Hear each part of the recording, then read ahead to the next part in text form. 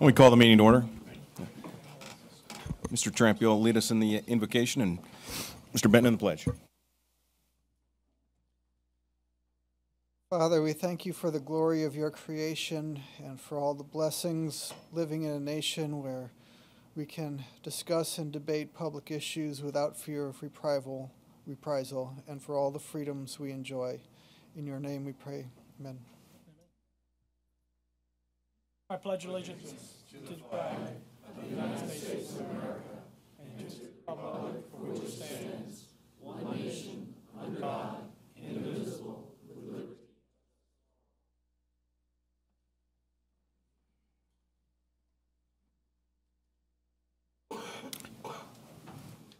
Good evening, Mr. Chairman and members of the board. First off on tonight's agenda is your consent agenda. May I have the floor computer, please? Tonight's consent agenda, board members, consists of 8 items. Well, 9 items if you count the 6:01 p.m. quote. First, the approval of board minutes from April 26th. Next is approval of an award of a purchase order to Atlantic Emergency Solutions for fire apparatus equipment in the amount of $285,838.38. This is the lowest of 12 bids received for various apparatus and equipment that I would generally classify as things that go on a fire truck. Item 4 is approval of a contract with Black & Veatch Corporation to provide professional engineering services. This is, again, one of our standard retainer engineer services agreements, so this is not for a specified project. This is for an agreed price for services on an as-needed basis. Next is approval of a contract at Tank Industry Consultants, Inc. to provide professional engineering services. This is, again, one of our standard engineering retainer agreements. Tank Industry Consultants does work specializing with storage tanks, including our water tanks. Item 6 is approval of a contract with Rummel, Klepper, and Kahl LLP to provide professional engineering services, another standard retainer engineering agreement. Next is reappointment of James A. Perkins, Jr. to the Transportation Committee. His term will to expire May 24th of 2017. Next is revision to the fiscal policies, your fiscal policies, to reflect action taken by you on the Budget Stabilization Reserve at your May 10th board meeting. And finally, the last is approval of an event permit for the Spotsylvania Family Movie Night special event. This is Friday, June 17th, 2016, here at Robert E. Lee Elementary at Spotsylvania Courthouse. Gates open at 8 o'clock. Movie starts at dark, and the movie is Minions. And that is your consent agenda. Okay. Are there any items we'd like to pull? None. Do I have a motion? Move to approve. Call the question.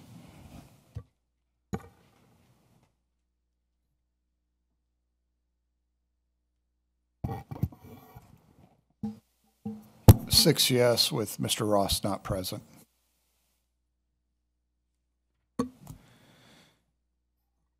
Next, Mr. Chairman, item for board discussion and action is an appointment to the Germanna Community College Board. There were 2 nominees or names put forward for this appointment, Reverend Shaw and Baron Braswell. We certainly do. I apologize. Amy, has anyone signed up for public presentation? Yes, sir. There are 2 citizens signed up to speak. Oh, they certainly are. Then let me run through the public presentation guidelines. Public presentations are an opportunity for you to present matters you believe deserve the board's attention. These presentations are not part of a public hearing. Sign up to speak at each public hearing is separate. Public presentations are one-way comments from citizens to the Board of Supervisors. This is not a forum for dialogue or debate. To make a public presentation, please sign up on the provided sign-up sheet. Come to the lectern when your name is called. Clearly state your name, address, and voting district for our record. Address your comments directly to the board. State whether you're speaking on your own behalf, in which case you'll have 3 minutes to speak, or if you're speaking on behalf of a group, you'll have 5 minutes. Public presentations shall not be used to address matters subject to public hearings or to make political campaign speeches, private advertisements, or personal attacks. And as always, written comments are welcome. Amy, who is the first speaker? The very first speaker is Jenny Veda, followed by Delia Branham.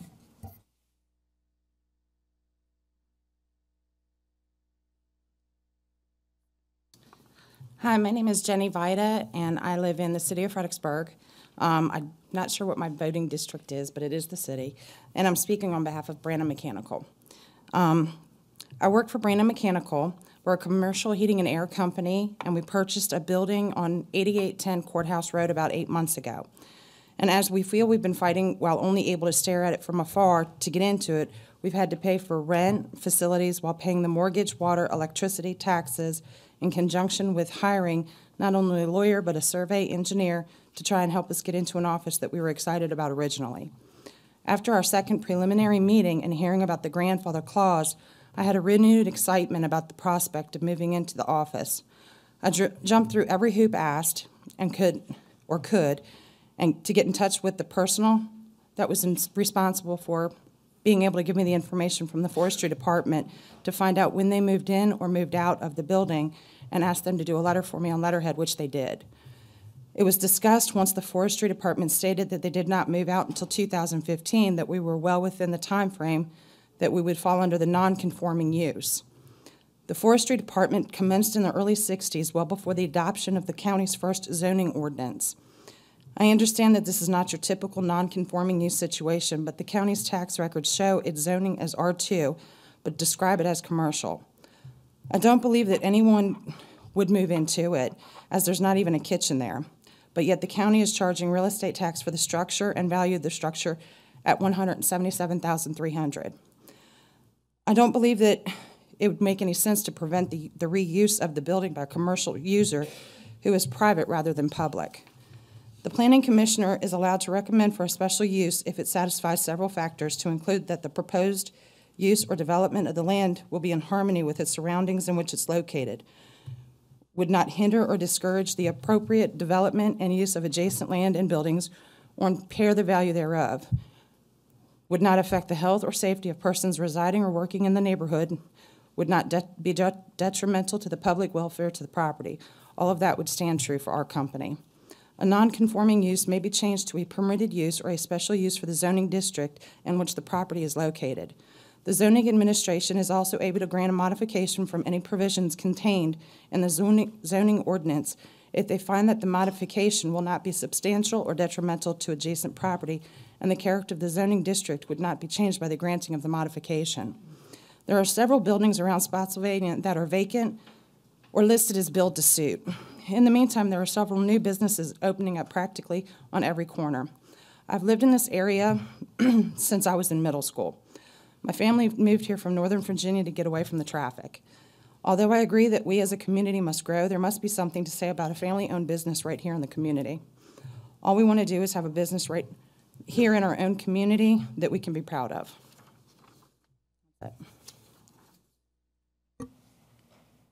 Thanks.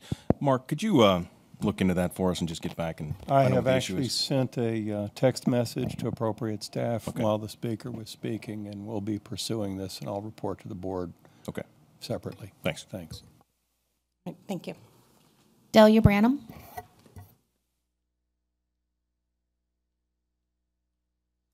Hello, I'm a little bit nervous tonight, but bear with me. I haven't done a public speech since I graduated from high school. So my name is Delia Branham. I'm talking on behalf of Brandon Mechanical. I live at 9627 Logan Heights Circle, and I live in the Livingston District. I'm married to Ted Branham, the owner of Brandon Mechanical, a local heating and air conditioning company. We primarily service commercial clients in Spotsylvania County and Northern Virginia. We have 5 employees, no customer traffic due to our serving commercial customers, a small number of deliveries and vendor traffic weekly, not causing undue traffic hazard or congestion. On September 18, 2015, my husband purchased 8818 Courthouse Road, the old Virginia Forestry Building. Since that time, we've pursued moving our business into the building, but zoning, which is R2, has become our limitation. We've had 2 preliminary zoning meetings, paid for the guidance of an attorney, Ms. Deborah Ray Carnes, and a site engineer, Mr. Nolan Donahue. After the last meeting, 2 members of the zoning board, Mr. Leon Hughes and Mr. Doug Barnes, informed us that we may qualify for a non-conforming variance for the building. This would help us forgo spending tens of thousands of dollars, but we would have to obtain proof from the forestry department that the building was used within the last 2 years.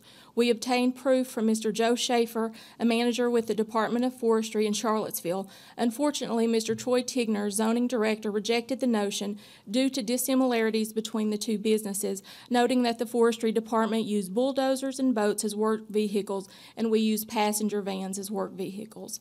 At this point, we ask for help with this issue. The Department of Forestry occupied 8818 Courthouse Road from the early 1960s until April of 2015. They used the building as an office, a shop, and for storage. They did all of this zoned R2 for more than 30 years. Now that we've purchased the building, we cannot use the space for the same purpose, an office, shop, and storage. The zoning department claims on their county website that development and construction in the county meets all applicable federal, state, and zoning laws. But does that not apply when a state-funded department occupies a building? It only seems to apply when an occupant is a tax-paying business. Tonight, we ask for consideration for a non-conforming use variance for 8818 Courthouse Road. Thank you. There are no other citizens signed up to speak. Is there anyone that did not sign up that would like to speak? Seeing none. Mark? Thank you, Mr. Chairman. Now we are at board reports, and the first item listed there is the Germanic Community College Board appointment, for which there were 2 names put forward by supervisors. We want to table this till Mr. Ross gets here, or are both applicants here, or both? I was going to say potentially. See Reverend Shaw. I do not see Braswell. We have to make a determination. We're going to select one, or are we going to have them speak, or give it? That would be at the pleasure of the board. How do we determine which one to select? That's why I said we should at least wait till Mr. Ross, because he nominated one. And let's table this until Mr. Ross. Mr. Chair, I would make a motion to table until Mr. Ross is here. Okay. I believe that Mr. Yakubowski was Mr. Braswell. Is Mr. Braswell here tonight? No, I did not ask him to come, as we were just voting on.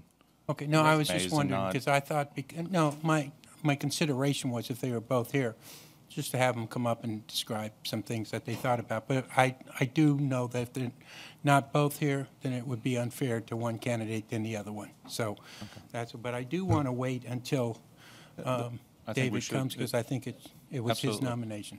Right. So I will make a motion to table. Okay, we have a motion to table until later in the meeting when Mr. Ross gets here. Call the question.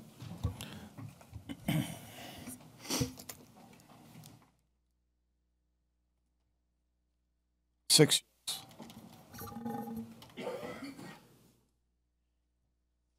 And brings us to board reports.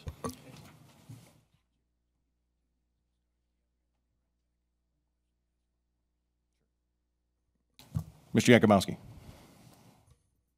Thank you.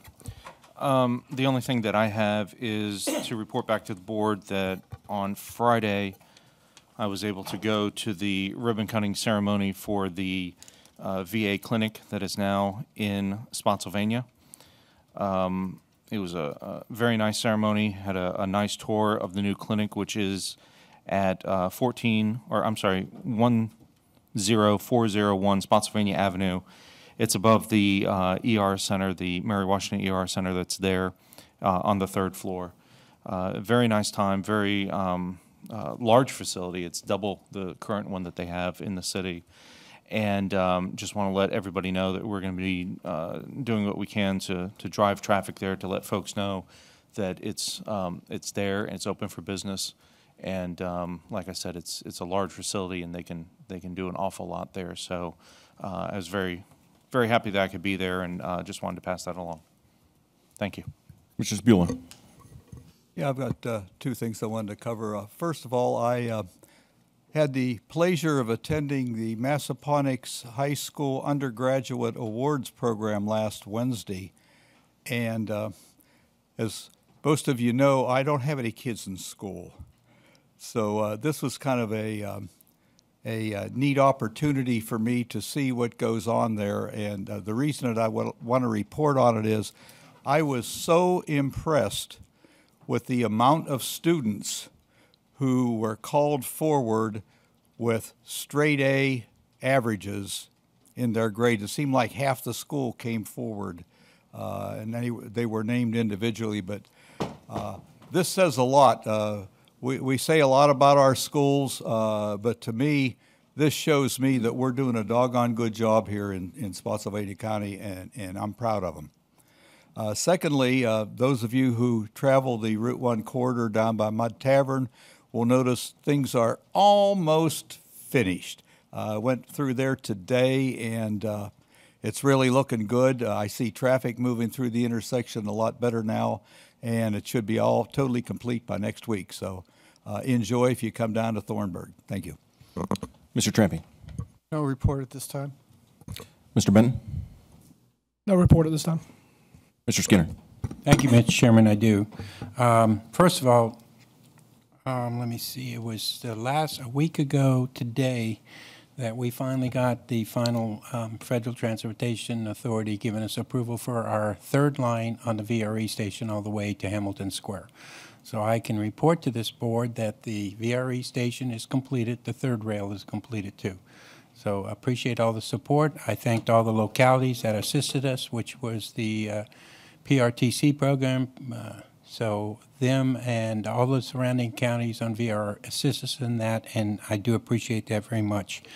So that is one project that I think this board and all the other boards can be proud of, and we started that almost 6 years ago. The other thing I'd like to do for our citizens out there that like racing and everything, I just want to pass this on to them, that this is a 4-day weekend, obviously Memorial Day. So at Dominion Speedway, there's a lot of free things that are happening for our citizens. So on Friday, we have free practice from 5 p.m. to 8 p.m., and that is free to the public. Saturday, opening practice, 5 p.m. to 8 p.m. is free to the, and then on Sunday, they're going to have K&N practice at 3:30 to 500, and I'll follow up with that in just a second. And qualifying is at 7 p.m. Also on Sunday, the Indianapolis 500 will be shown on the big screen at noontime, and the Coke 600 from Charlottesville at 6 p.m. Those are all free to our to the public, but putting Spotsy on the map, I will say that on Monday, May 30th, Dominion Raceway is hosting NASCAR's K&N Pro Series, and that will be nationally televised on NBC Sports Network. So they will see it. This will be a national broadcast airing on Thursday, June 2nd at 6 p.m. It says this event will bring drivers, crew members, and fans to Spotsylvania from around the Mid-Atlantic region. This is the first of what will become the track's annual Memorial Day Classic. They do invite all the board members, as they did on opening day, and they also thank us all for their support for that track that we have out there. Thank you. That's all I have, Mr. Chairman. Okay, and the chair has no report.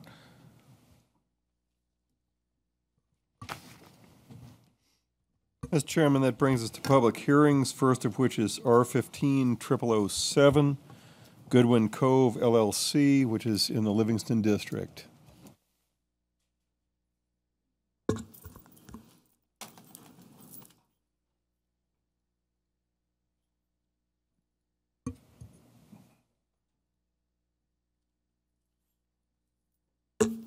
Floor computer, please.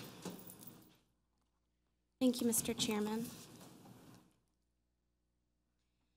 This is a request to rezone approximately 130 acres of property located off of Monrovia Road, less than half a mile east of the Zachary Taylor Highway. Before you is the existing zoning map with the parcel outlined in teal. The current zoning is resort agricultural and resort residential, which has a by right development potential of 11 single-family lots. The applicant is requesting to rezone to Planned Residential Rule 3 to allow for 35 single-family lots.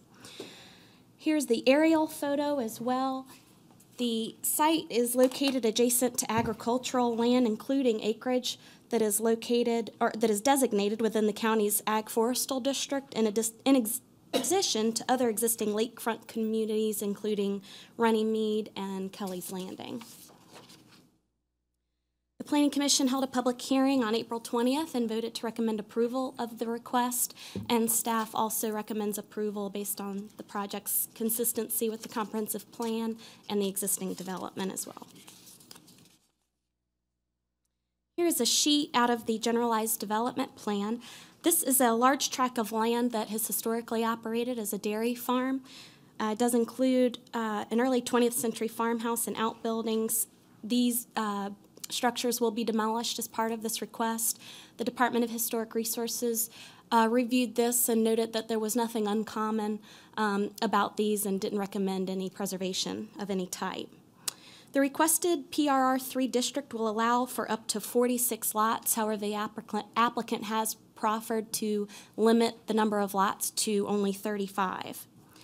These lots will be accessed by public streets from 3 separate points on Windway Drive, all terminating into cul-de-sacs. The lots range from 1 acre to 2 acres in size, with the 1 acre lots being on the lake and the 2 acre lots being non-lakefront. The applicant is committed to a minimum house size of 2,500 square feet, and all lots will be served by private wells and individual septic systems. The applicant has completed a number of studies to confirm the location of the drain fields as well as the availability of water. That was a concern that was brought up at the community meeting.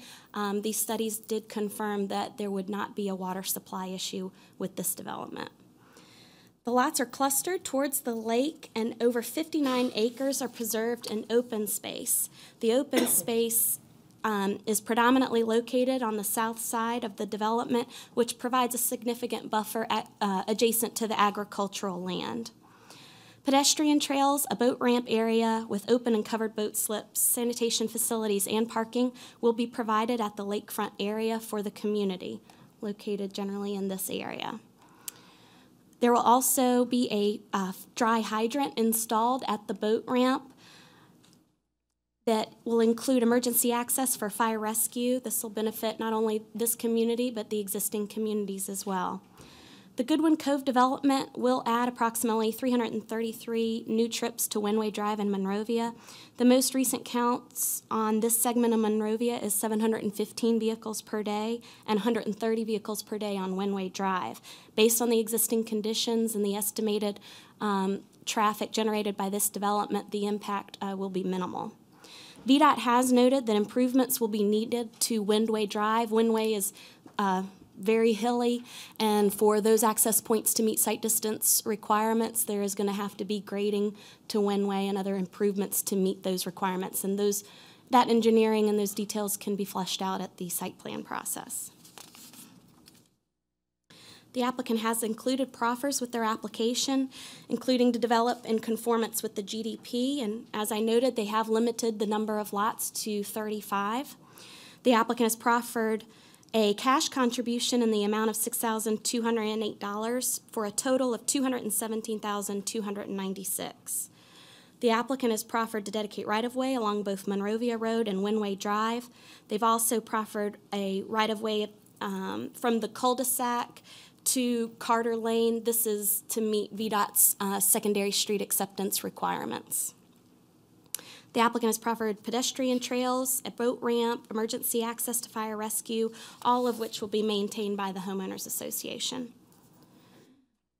They have restricted the length of boat docks to 40 feet on lots 9, 10, and 11. This proffer is in response to safety concerns that were raised at the community meeting. This particular area of the lake is quite narrow, and there was a concern that docks extending into the lake would create an even greater safety concern and choke point, so they have restricted the length of those docks. The applicant has proffered a minimum square footage of 2,500 square feet, and they have also committed to provide real estate disclosures to new home buyers related to the proximity of the development to active agricultural operations. This first table reflects the county's estimated impact of the development on capital facilities. This development will be served by Fire Rescue Station 9, which currently has capacity, as do the schools. Keep in mind this capacity is based on the existing conditions and just this development before you tonight, not approved development. The capital facilities impact is calculated on those units above and beyond the property's by right yield, which in this case is 24 units. The total impact is $619,320. As I noted, the applicant has proffered a total cash contribution of $217,296. That does leave a difference of over $400,000. Staff completed a fiscal impact analysis based on the county's model using comparable developments that the applicant did put forth. Those included Windermere, Kelly's Landing, Rockland Estates, Southwind Shores, and Sunrise Bay. Based on the average assessed value and using the minimum square footage of 2,500 square feet, the county's model projects that the development will produce an annual fiscal benefit in the amount of over $24,000. This would offset the impact on capital facilities within 17 years, which is in line with the board's 30-year policy. This development will create 67 construction jobs and produce a total economic benefit of over $11.5 million. That concludes my presentation. I'm happy to answer any questions. Any questions from the board? Mr. Skinner? Go back to the school slide, probably 3 or 4 back.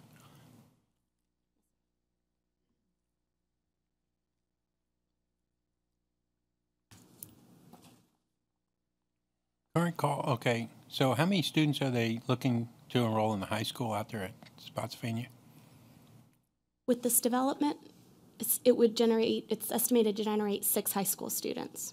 Only 6 high school students? Okay. And you got 34, did we say 34 lots? 35 lots. 35 lots, 6 high school.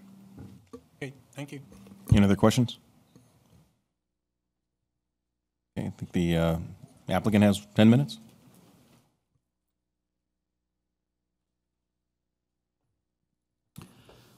Thank you, Mr. Chairman and members of the board.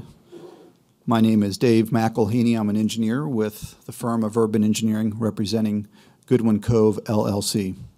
Pleased to have this opportunity to present. I would like to be as brief as I can. Kimberly, as always, has done an excellent job, so I will try to go through these slides quickly and just focus on what has not been discussed. So if we go to slides, that'd be great. Okay, this is a great context map that shows the proximity of our site in relationship to the lake. This is actually taken from the county's comp plan. And as Kimberly's indicated, the proposed subdivision is in line with the county's comp plan. We are proposing a total of 35 units, which again is well below the comp plan density. What I'd like you to do is now just kind of start where we were. This was it's an existing farm that's had livestock grazing on the property for several years.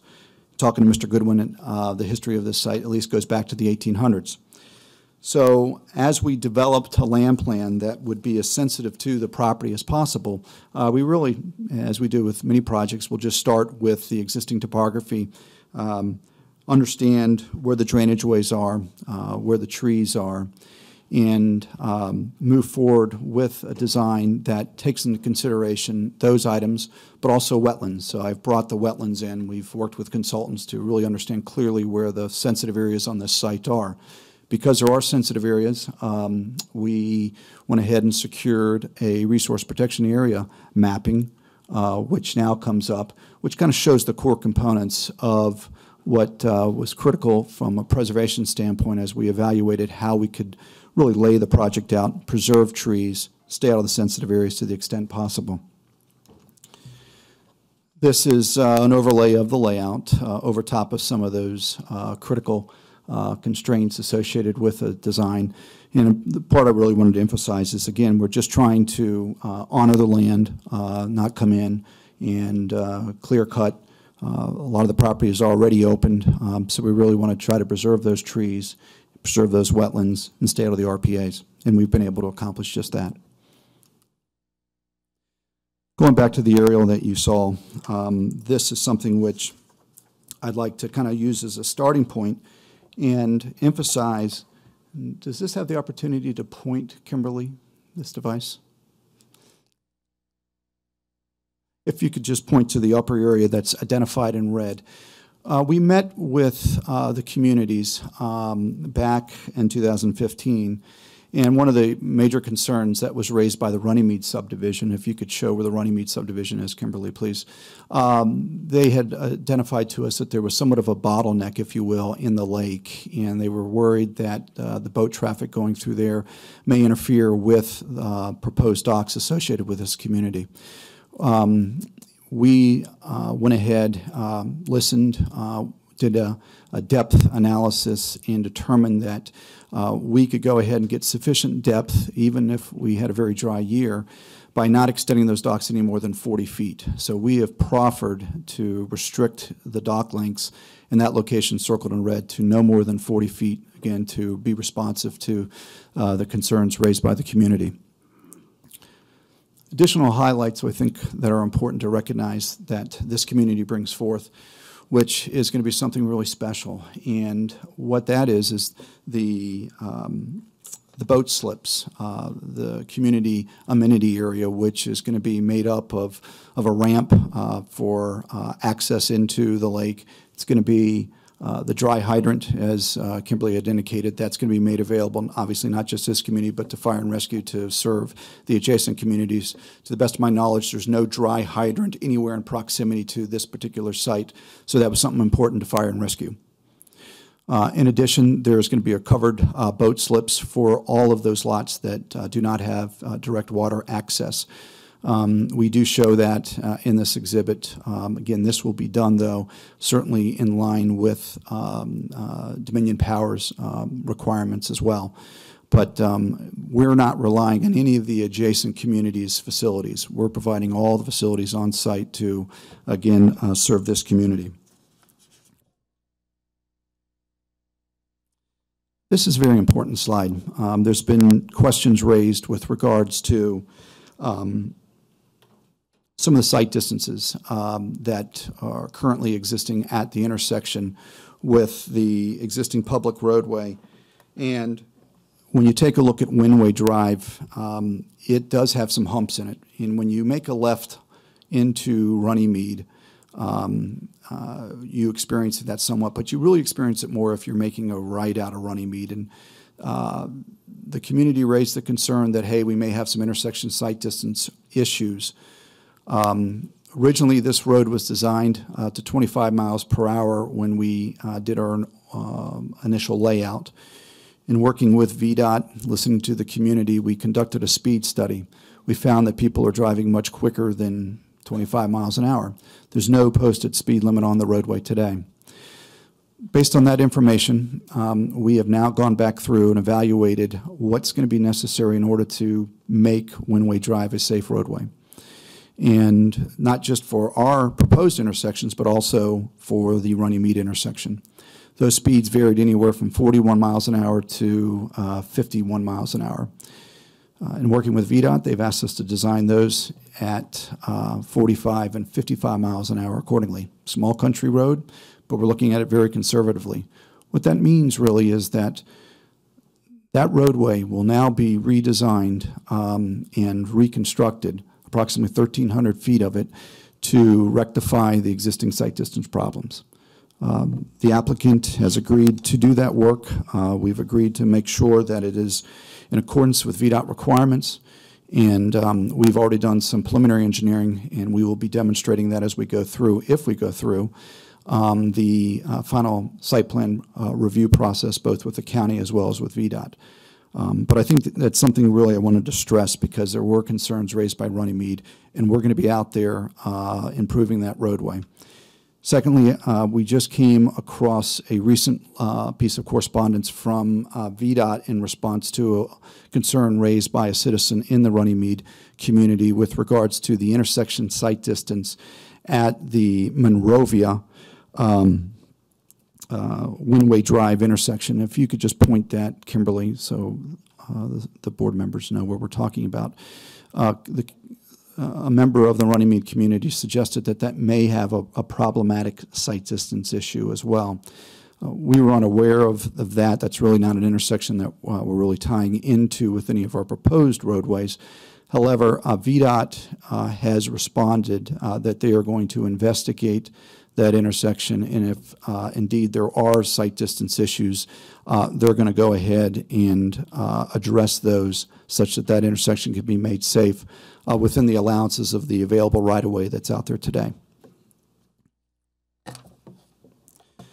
Another one of the attributes and amenities associated with this project is the overwhelming amount of open space associated with this project. We have almost 60 acres of open space that will be dedicated as just that, available to the community.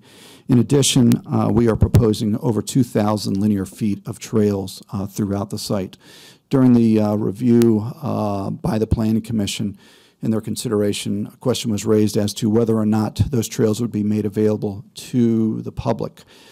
Some folks from the Runnymede community right now walk on the existing roadway, and we said no reason to do that anymore. We're putting 2,000 feet of trail. We've got another 6,000 feet of very wide roadway. Our roads are going to be public roads at 24-foot width. Windway Drive exists today only around 18 feet. So there's going to be plenty of opportunities for them to walk in our community. Our roads are public, and we're making our trails available to them as well.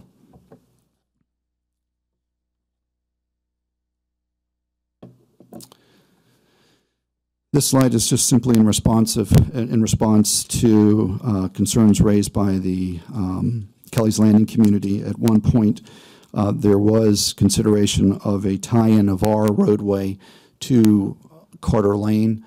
I wanted to make sure it was clearly understood that that connection has been removed.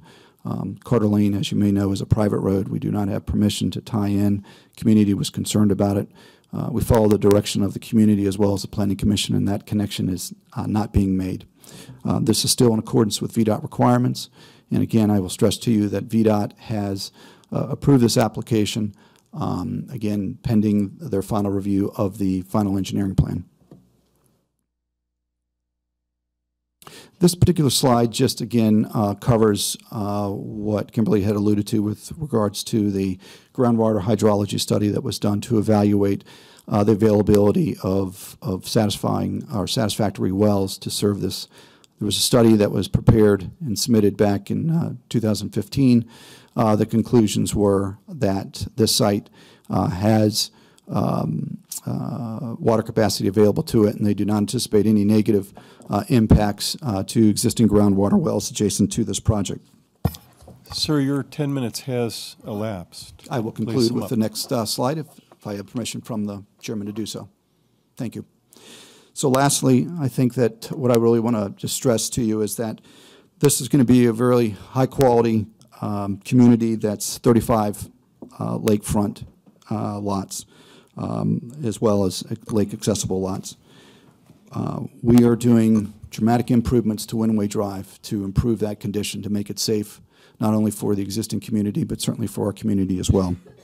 We're adding a boat ramp and a dry hydrant that's available to fire and rescue. We've got almost 60 acres of open space, and again, in response to the community, there is no Carter Lane connection. I respectfully ask for your support for this application in line with the Planning Commission, and I'm happy to answer any questions. Thank you. Do we have any questions? Mr. Skinner? Yes, sir. On your Windway Lane, you said you're doing 1,300 foot worth of improvements because of the line of sight? That is correct. Can you sort of tell us, is that additional entry lanes, exit lanes? What does that actually mean? What that means is that right now, that roadway, which existed prior to Lake Anna, has many up and down. It has a really severe vertical alignment associated with it. So it has these valleys and humps, and it's creating a problematic condition when it comes to tying in, because sometimes people are blinded when they're tying into that roadway because a car might be hidden in a valley. This improvement would basically go in and smooth that roadway. It would take those humps out. It would make that road vertically acceptable to VDOT requirements such that the intersection sight distances, and not to get into too much engineering speak, but also stopping sight distances for those that are traveling on Windway Drive, they're not going to have a blinded condition anymore. The condition will be rectified and resolved with these improvements. That's fine. Thank you very much, sir. Any other questions? Mr. Stabula. Thank you, Mr. Chair. This is not necessarily a requirement for for you as a developer there, but what is the distance between where you anticipate having the 40-foot boat ramps between there and the opposite shore? Do you have any idea? Yes, it's around 400 feet at its narrowest spot from our shoreline to the shoreline on the opposite side of the lake, at the bottleneck point. And I believe that's currently then a no-wake zone? That area is not a no-wake zone. People are going at greater speeds than just wake speed. I would, when you go about building those boat ramps, this could become an issue, changing that to a no-wake zone. So make your potential buyers aware of that. We will, sir. Thank you. Any other questions? I just had a quick one for you on the proffers. So could we go over the proffers again real quick?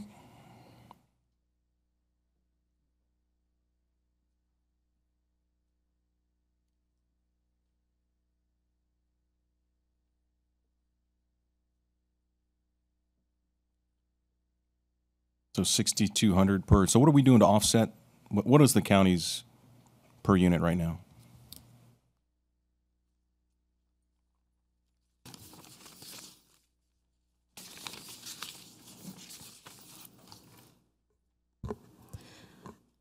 The adopted policy amount for single-family detached is $25,805 per unit.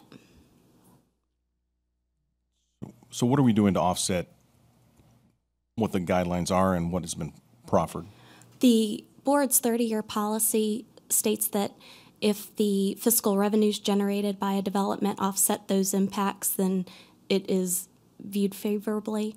In this instance, the comparable developments that were used in our fiscal impact analysis, the average value of the homes were $395,518.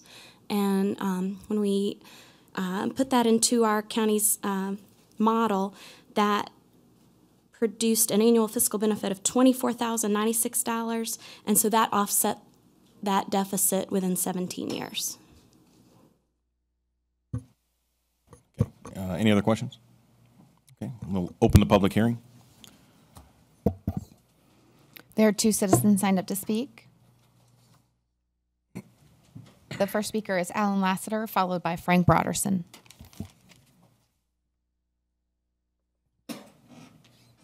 Good evening, and thanks for the opportunity to speak. My name is Alan Lassiter. I live at 15512 Sunset Harbor, Mineral, Virginia, but it's in Spotsylvania County. I'm in the Livingston District. I'm also the land use chairman for the Lake Anna Civic Association, LACA, and we spoke at the public hearing during the Planning Commission last month, and basically present the same information tonight. One is that we don't support or oppose developments. That's not what LACA does. What LACA does is try to work with the developers and the county staff as early in the process as we can, and in this case that was February of 2015, to look at the areas that we are concerned about any development. And they are lake safety, shoreline stability, sewer and water, open space, and stormwater management. Well, I think you've heard either from Kimberly or from Dave on each one of these. But I will tell you this, that we were very concerned about the narrow condition of the lake there. And it's in a curve, too. So it's got 2 things going for it, against it. And we did ask the developer to limit the dock, and they came back with a 40-foot limitation. We really appreciated that. I think that'll help a lot. And that is in the proffers that Dave mentioned. Shoreline stability, that is, as far as I understand, a coming thing that we'll be working with the county and the developer. It's not needed for rezoning, but it will be for construction plans, and that is the shoreline plan, the shoreline stability plan. And we've seen several of those in the past. They've been very good plans, and we're looking forward to working with that one when it comes available. Sewer and water, again, Dave already mentioned that. The studies that were done in 2014 indicated that there will be individual wells and septic individual homeowners, and so there was deemed to be no problem with either sewer or water on those lots. Last issue was stormwater management. The indication at the time was due to the tremendous open space of this property and the large lots, there should not be a necessity for any stormwater management facilities. However, the consultant and the county planners convinced me that they will look at that during the construction phase process, and if there are any issues there, they can be addressed at that time. So we have several things we want to keep working with on this project. We're not finished tonight. So with that, thank you. Frank Broderson.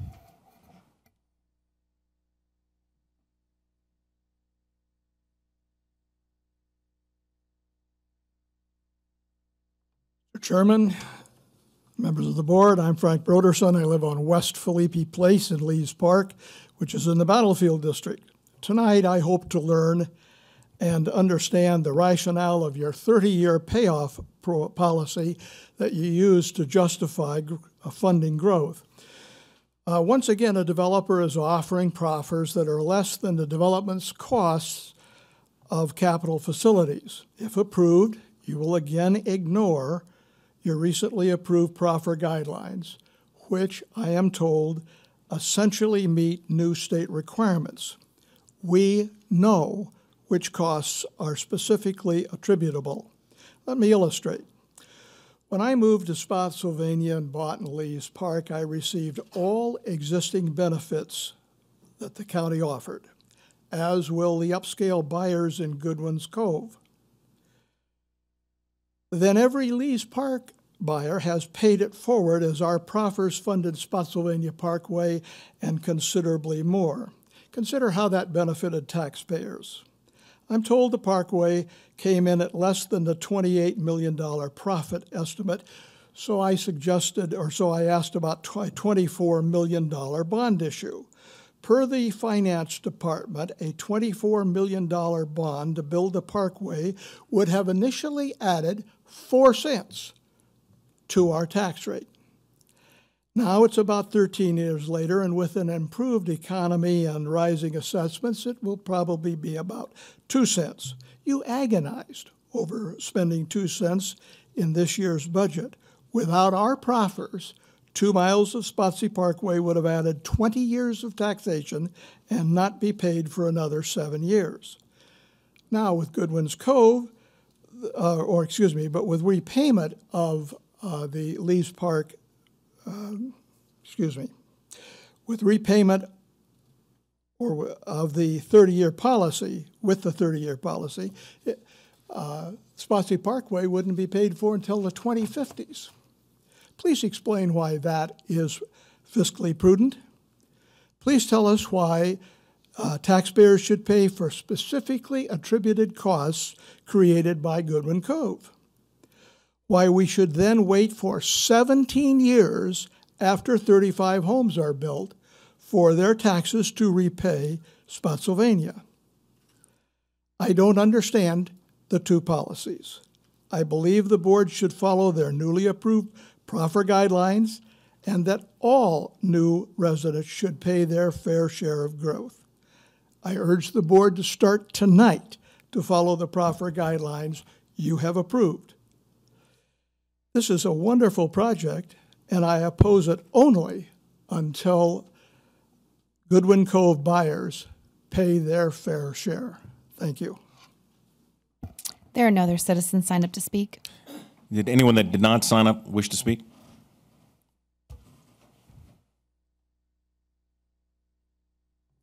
Mary Lou Collier, Mr. Skinner's district. I have 2 questions for clarification. The proposed roadway improvements, what is the anticipated completion date? Or actually, when is it going to start and be completed? Is it by 1 year, 5 years, 10 years, or completion of the 35 lots? And 2, the pedestrian trails was noted was open for countywide. What about the boat dock access and usage of the boat docks? Thank you. Would anybody else like to speak that did not sign up? Seeing none, we'll close the public hearing. I think the applicant has 5 more minutes. Thank you, Mr. Chairman. I will be brief on my response. Alan brought up a piece of information I really did not cover in my presentation, which is this applicant is in the process of preparing and will be submitting shoreline protection plans along the entire frontage of the property. As many of you may know, Lake Anna has a serious erosion problem.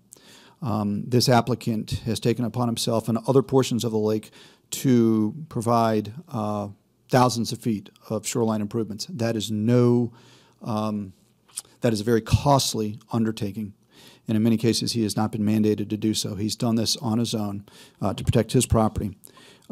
This is something which I think is very important, because as we have this discussion with capital facilities, recognizing that the capital facilities number is really not made up until the 17-year time frame, I think it's important to realize that there are other elements associated with this development that are going to benefit this community, but as well as the lake. And that one item that already that we've just talked about is that shoreline. That very well could be a 7-digit undertaking to improve that condition. And that means lining the majority of the frontage that we have on the lake with riprap, many of which is placed from a barge onto the property. I think when it comes to doing the capital fiscal analysis, the numbers that were used by the county, and I completely understand, so we're very conservative. We anticipate the value of these homes to be anywhere from the lakefront homes, anywhere to be from $800,000 to $1.2 million.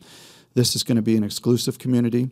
If you take a look at one of the other communities Mr. Hunter is marketing right now, those lots are going to be just with the lots, not including the houses, at roughly $500,000.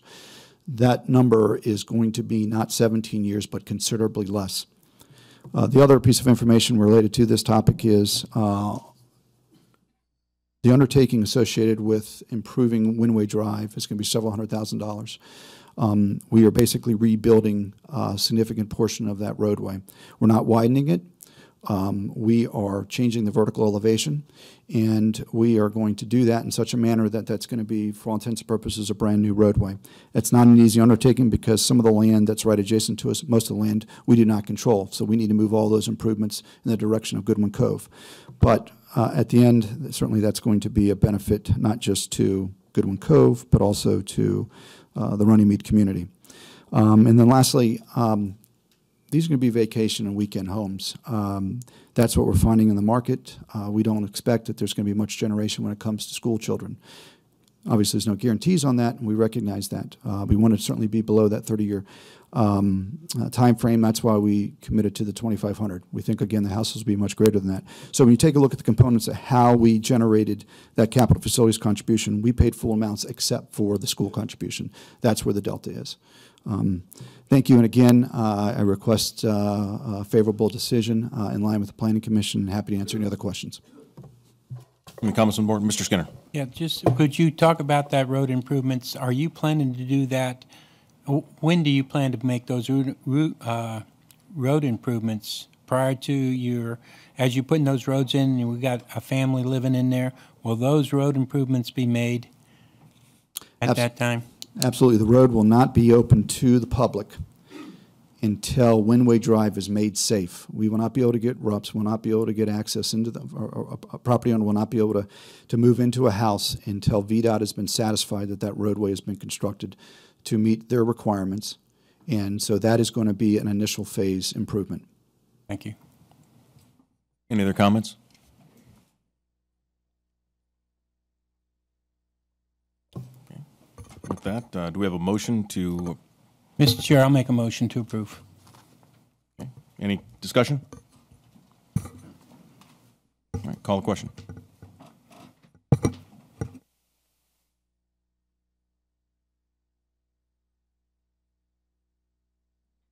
Four yes, with Mr. Yakubowski, Dr. Trampy, and Mr. Benton voting no. Mr. Taylor, can we go back to the Germanna discussion?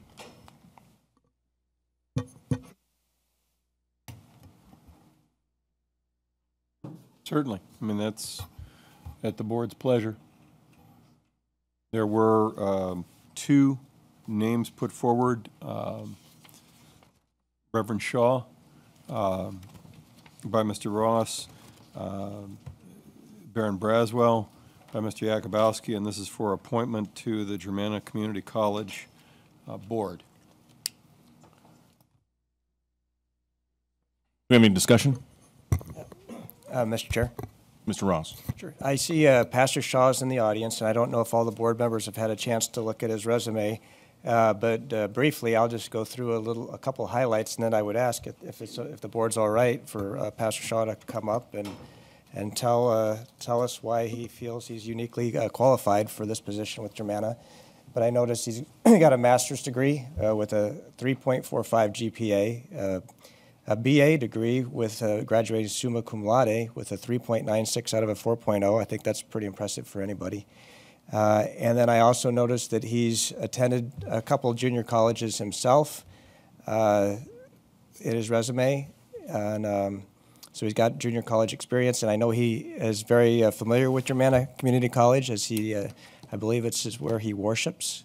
And finally, I think he lives very close to there. So with the board's pleasure, if we could bring Pastor Shaw up. Is there any objection? Well, Mr. McLaughlin, I just don't think that it's fair to have one person show up without the other one having no prior notice of doing such thing. I would have invited Mr. Braswell, but I just figured that this was as a typical appointment would go. We see the resumes, we look them over, we vote, and then we go from there. What's the desire of the board? Mr. Chair, as I said earlier when Mr. Ross was not here, I do think it's only fair that if a candidate gets a chance to speak, then the other one should. And unfortunately, I don't think Mr. Yakubowski was aware, or Mr. Braswell was aware, that we were going to ask this, because it is somewhat out of the ordinary from what we did last time. All right. Well, it's at the pleasure of the board. Okay. Anything else you want to say? No. Mr. Yakubowski? Yes, sir. Would you like to talk about your nomination or just vote? Well, I mean, if anybody here doesn't know Mr. Braswell, he is chairman of the school board, very involved in our education system, has been for many, many years, and I believe that he would be a good fit to not only represent the county, but then also have the school system angle that he brings to see whatever type of coordination that could go on. And so I would ask that the board would approve Mr. Braswell to this position. Thank you. So do we have a motion for either? Mr. Sibula. A motion to approve Mr. Braswell. Okay. Call the question.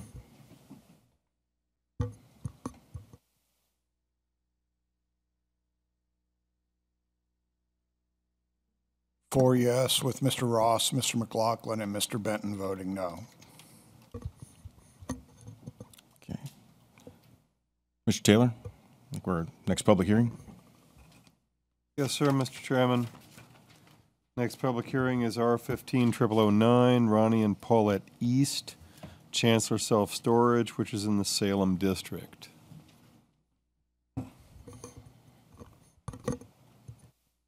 Floor computer, please. Thank you. This is a request to rezone 4.62 acres from Commercial 2, Office 1, and Office 2 to Commercial 3 to allow for a mini warehousing facility. The subject property consists of 13 separate parcels with frontage on both Wrights Lane and Old Plank Road. The C2 and O1 zone portion of the property, which fronts on Wrights Lane, right here, and a small portion here with frontage on Old Plank Road, was the result of a rezoning in 2009 for a 34,000 square foot commercial building, and the zoning prohibited the property from developing as a mini warehouse facility. The O2 zoned property, which only has frontage on Old Plank Road, was the result of a rezoning as well, and it was for office use, and it was approved with direct access to Old Plank Road. The applicants are requesting a rezoning to create a consistent C3 zoning for all of the parcels to allow for the mini warehouse facility. Existing development along Wrights Lane and Plank Road is commercial to the west and east, with a few residential properties remaining just before 5 Mile Fork. The existing development on Old Plank Road remains residential in this area. However, the future land use map in our comprehensive plan does designate this entire area here for employment center. The Planning Commission held a public hearing on May 18th and heard concerns from residents with respect to the proposed access on Old Plank Road. The Planning Commission did recommend approval of the request, but also recommended that the proposed access on Old Plank be restricted for emergency use only. Staff is recommending approval of the application as proposed. The proposal includes 13 storage buildings with the main access to the property from Wrights Lane, right here, and a secondary access from Old Plank Road, both of which will be gated. The main access will be open during normal business hours, and the gate on the Old Plank Road side will be closed and only accessible to customers with some sort of keypad or passcode access only. The applicant has proffered to construct a right turn lane on Old Plank Road to prevent any potential backups that may occur from accessing the gate, and this was something that was brought up at the community meeting that the applicant is addressing.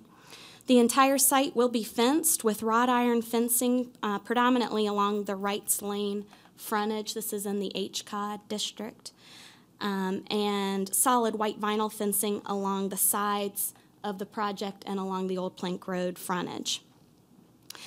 The applicant is requesting a modification to the required transitional screening requirements as part of their application.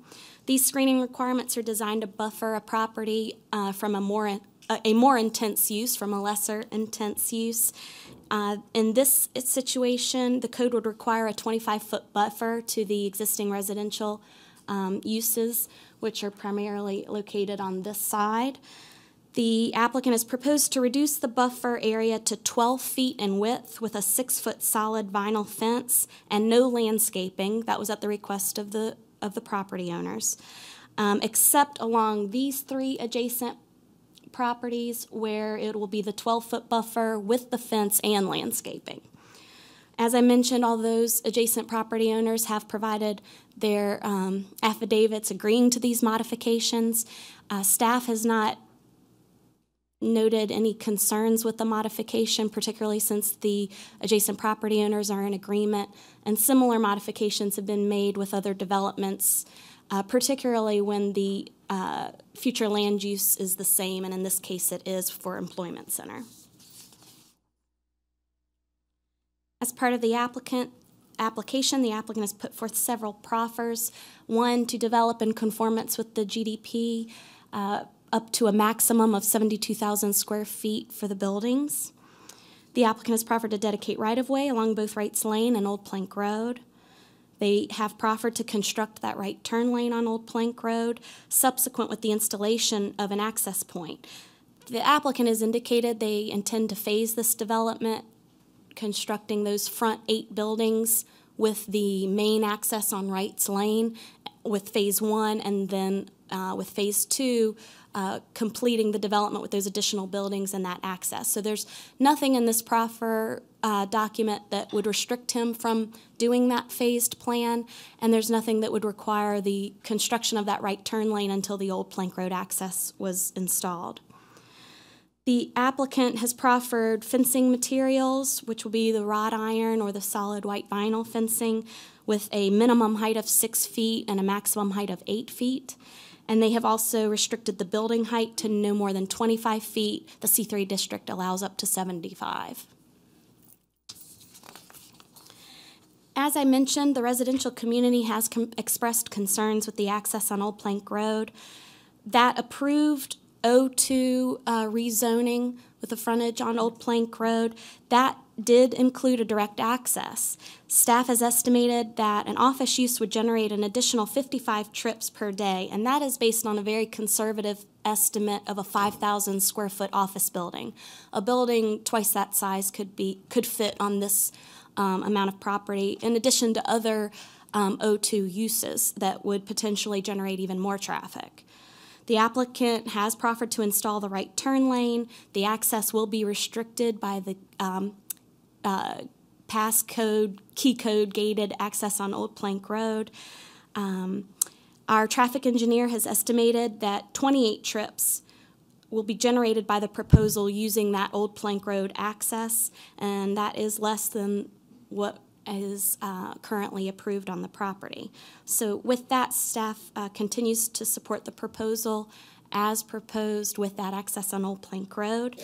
The county's traffic engineer, Dan Cole, is here to answer any specific questions you may have on our traffic analysis, and I believe the applicant has some additional information as well for you, and I'm happy to answer any questions.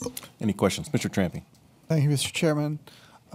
The 28 trips per day, is that just on Old Plank Road, or is that both entrances? That is just on Old Plank Road.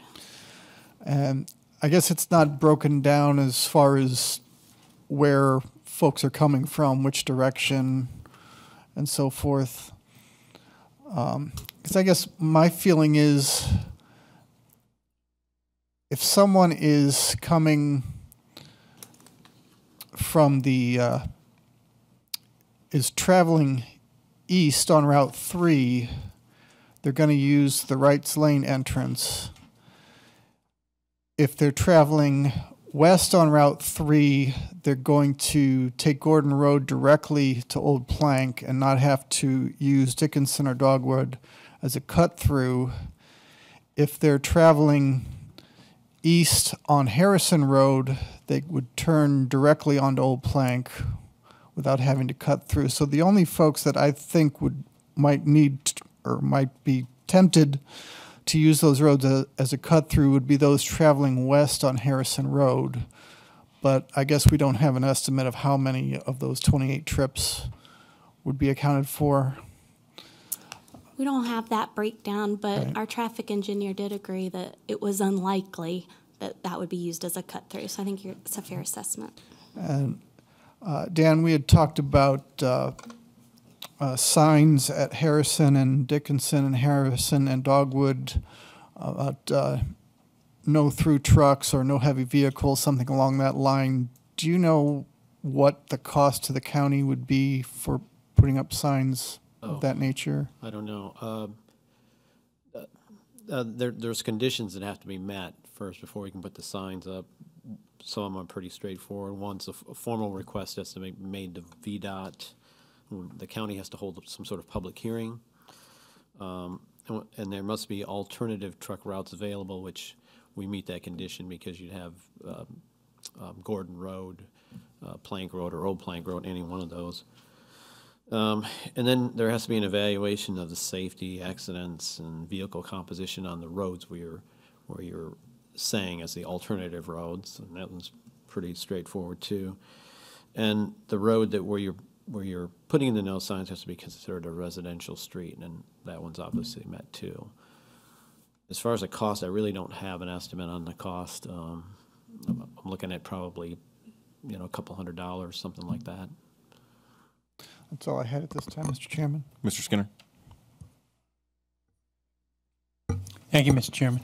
Dan, quick, you said this no-through truck sort of has me interested because we have one. I thought it goes from one street to another street, okay? And if there's any alternative route between those 2 points, you can still put no-through trucks up there, but they won't get violated if they can get off that road between those 2 points. That's correct, yeah. The issue, I guess, with the no truck signs is really going to be enforcement. I mean, it's difficult for probably the sheriff to be out there enforcing no trucks on a residential road like that. I don't know how many. Well, I would back that as far as through residential. I mean, that's no doubt about that. My other question is on the two roads, Oak Plank Road and Wrights Lane are the two entrances, that's correct? Is this a 24-hour access, or is there times? I know a lot of them have 9 o'clock and that's it. They or maybe during summer hours a little bit later because of the light, but is this a 24 access on both roads, the entrances? And is there any way, and my point is, if Oak Plank Road has a problem with those, is there a chance that maybe one access would be left open at a longer time, or perhaps and then close the one road earlier in the day or something of that nature? It is not my understanding that there's any time restriction to the facility. The gates will be closed, and then customers could access those, but we could ask the applicant to confirm that. Thank you. That's it. Any other comments? Mr. Benton. On the access to Old Plank, it's like we see with VDOT when they've constructed a turn lane. Usually by the time they construct it and traffic gets on it, it's already way too short. How many vehicles could possibly be in line or totally off the roadway, and what length will be provided for that access point? Do you have the length, Kimberly?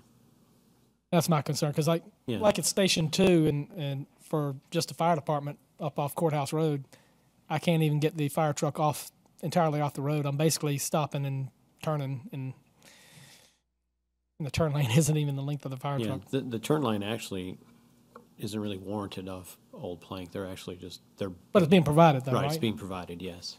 And that was to get people off the road and... Like 100 feet, something like that. So you're probably looking at...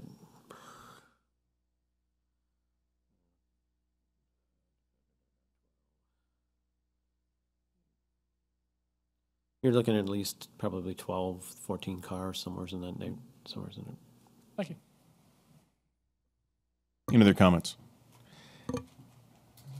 Seeing none, the applicant has 10 minutes.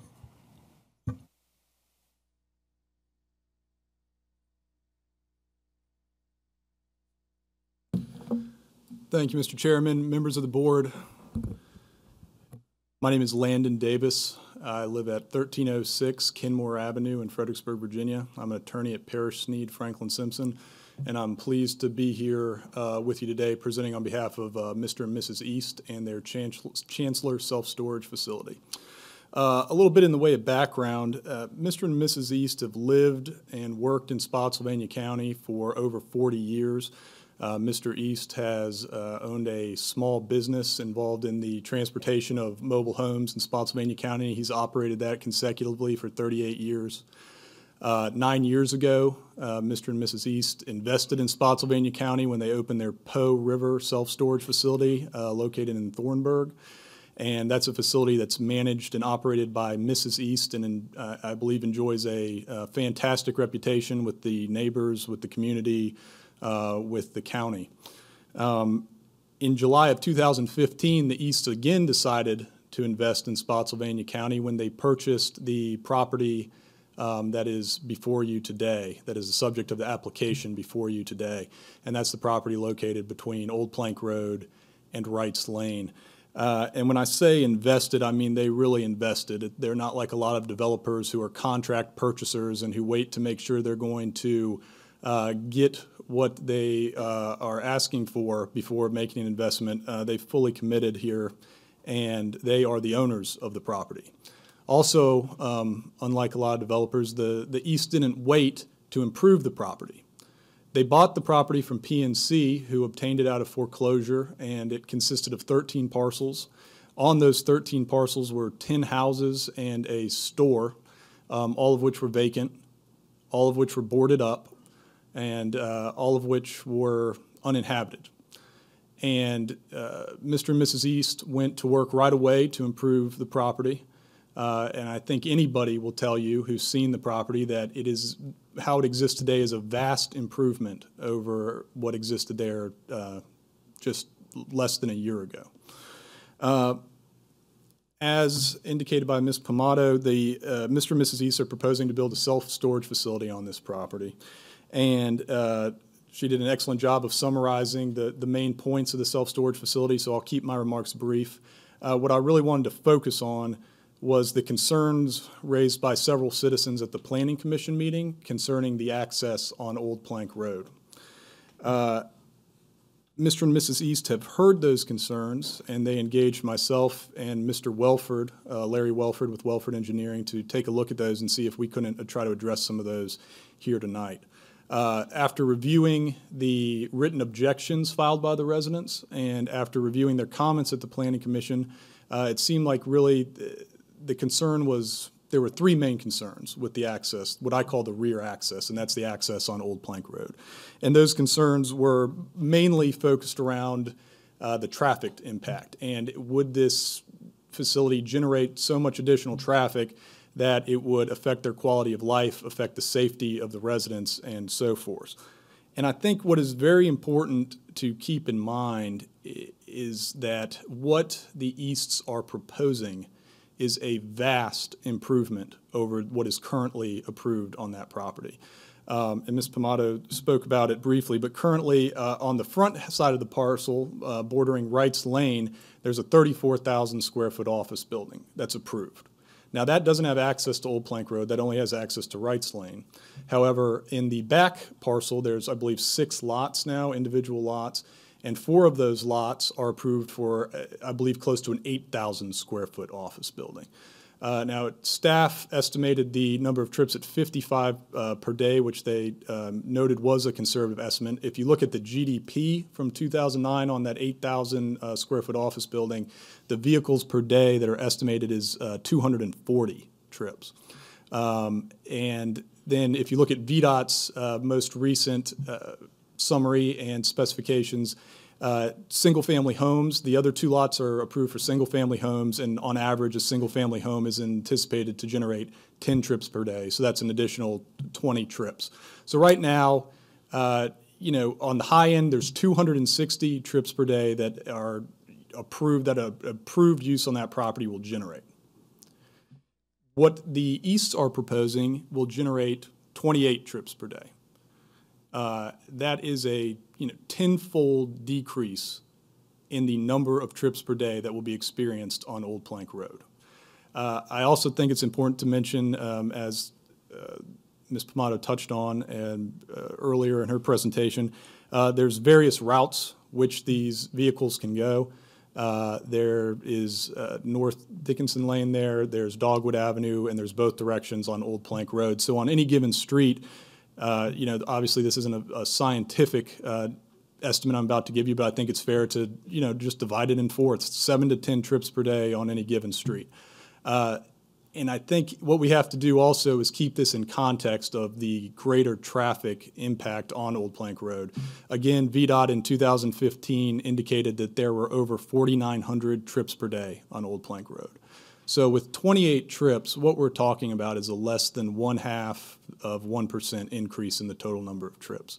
And that's, you know, opposed to what's currently approved on the property, which would generate 260 trips on the high end, or a 5.5% increase, which is obviously far more significant. The second concern that seemed to be prevalent from the residents was this idea of a cut-through. And you know, I think what maybe wasn't set forth well enough at the Planning Commission level was that these are gated and, you know, password protected entrances to this, on this back entrance. It's not going to be open during daylight hours to through traffic. That's only going to be the front entrance. This will be only an exit or an entrance for existing customers of the facility. People coming from Route 3 or Wrights Lane will not have the opportunity to just cut through the facility in order to get to Harrison Road. And, you know, similarly, someone coming from Harrison Road will not have the opportunity to simply cut through the facility as a shortcut to get to Wrights Lane and eventually probably onto Route 3. So I think that's also very important to keep in mind. Finally, one final aspect that was raised by the concerned citizens was that the streets are narrow back there. And again, I think Ms. Pomato addressed this. This was raised at a community meeting, and Mr. and Mrs. East rose to the occasion and on their own initiative agreed to put in that turn lane, which the board knows is a considerable expense. This turn lane will allow, prevent traffic from backing up. It'll also prevent customers of the facility from, having to get out of their car or something on the street to enter their passcode. And it will greatly improve that Old Plank Road area around the rear entrance to the facility. So for all these reasons, and based on the universal support that the facility has otherwise gotten from staff and from the Planning Commission and from the residents, we'd ask you to approve the facility with the rear access as proposed today. I'd also, on behalf of Mr. and Mrs. East and myself, thank you all for your service and your time, and also thank the residents of the community for their input and insight, which has been very helpful throughout this process. If you all have any questions, I'd be happy to try to answer them. Board have any questions? Mr. Skinner. Thanks, Mr. Chairman. Any environmental control units out there? Or are they just strictly regular storage units? Because there's some units around here that indoor storage units that are environmentally controlled temperature-wise. The climate-controlled units, yes. I believe these are going to be all outside storage units. All right. Thank you very much. Yes, sir. Any other comments? Mr. Spiller. Yeah, just a comment. I was confused from the beginning about this cut-through, and I'm certainly glad to hear you explain that. I can't imagine a cut-through on a locked facility. Yes, sir. I think that was probably our fault for maybe not explaining it well enough at the Planning Commission level, but I really don't see that being a concern. That would be a hard thing to I don't accomplish. either. Thank you. Any other comments? Just one quick one from me. They said the turn lane, so is it a right turn lane in? What is the turn lane? The turn lane is a right turn lane in, and I believe there's also a little ways past additional space past the exit if someone was taking a right turn out. So if you're turning left into the facility, can you take a left in? I believe you could take a left in, yes. Okay, and there's enough room to pull in and then put your code in and move through? Yes. Any other comments? Okay, open the public hearing. Thank you all. The first citizen signed up to speak is Cheryl Duffy, followed by Louise Beret. Good evening, Chairman, board members. My name is Cheryl Duffy. My address is 12027 North Dickinson Drive. I'm in the Salem District. Let me first start by saying the cut-through that we have been talking about is our road. North Dickinson Drive will be used as a cut-through from Harrison to Old Plank to get into this facility, not cutting through the facility itself. That's not been our concern. We're very much opposed to the entry and exit at Old Plank Road for this reason. We've expressed their concerns from the very beginning. If they did not understand, I'm sorry, but I thought we had been very clear. The Planning Commission heard us very clearly. We're not talking about a cut-through through the facility. We're talking about a cut-through through North Dickinson Drive and Dogwood, but we happen to live on North Dickinson, my family and I. Okay, our safety is of big concern to us. The recommendation from the Planning Commission was 7-0 unanimously. They heard us. If you're familiar with our community, you already know the traffic running on Old Harrison and Old Plank, and boats, trailers, pickup trucks full of household equipment. They're going to be cutting through North Dickinson Drive and Dogwood Avenue to get to this facility. We have children on this road. It's a residential road. The road is very narrow. Come by tonight. Last night was trash night. People just getting home from work. Trash cans are on the road. School buses are coming. Cars are parked. We can't have any traffic, and then let alone a boat, a pickup truck full of furniture, mattresses. That's how people move in and out of this facility. There was talk about banning heavy-duty vehicles. That's not what's going to be shooting through North Dickinson Drive and Dogwood Avenue. We're going to have the pickup trucks and that sort of thing. And if you put some kind of restriction, we already have 25-mile-an-hour speed limit that nobody abides by. So who's going to enforce any other restrictions. That would put added burden on our county's police force. The entry exit at Old Plank Road is going to be 24/7. Well, guess what? You don't pull up to the facility with your truck full of stuff, do you? You make the appointment and have a storage unit, and then you come. And you come the back roads. You're going to be coming from the subdivisions back in the county, and you're going to avoid Route 3. You're going to hit Harrison, and you're going to shoot down through Dogwood and North Dickinson Drive into that facility. This is where we live. Please drive down that road. You cannot hardly, two cars can not hardly pass now without somebody pulling off onto the shoulder. Bring the additional vehicles with the pulling trailers, RVs, boats. That's all going to be going into that facility. I know that you said prior there was an office approved for this site. Well, that office would not be generating 24/7 traffic through my neighborhood. It would have office hours. It would close on the weekends, most likely. People move on the weekends. I'm home on the weekends. Our kids are playing in the street or close to it. You know, this is our community. It is not what you saw earlier, that multi-million-dollar community, but it's still our community. Please appreciate that. I have lived here my whole life.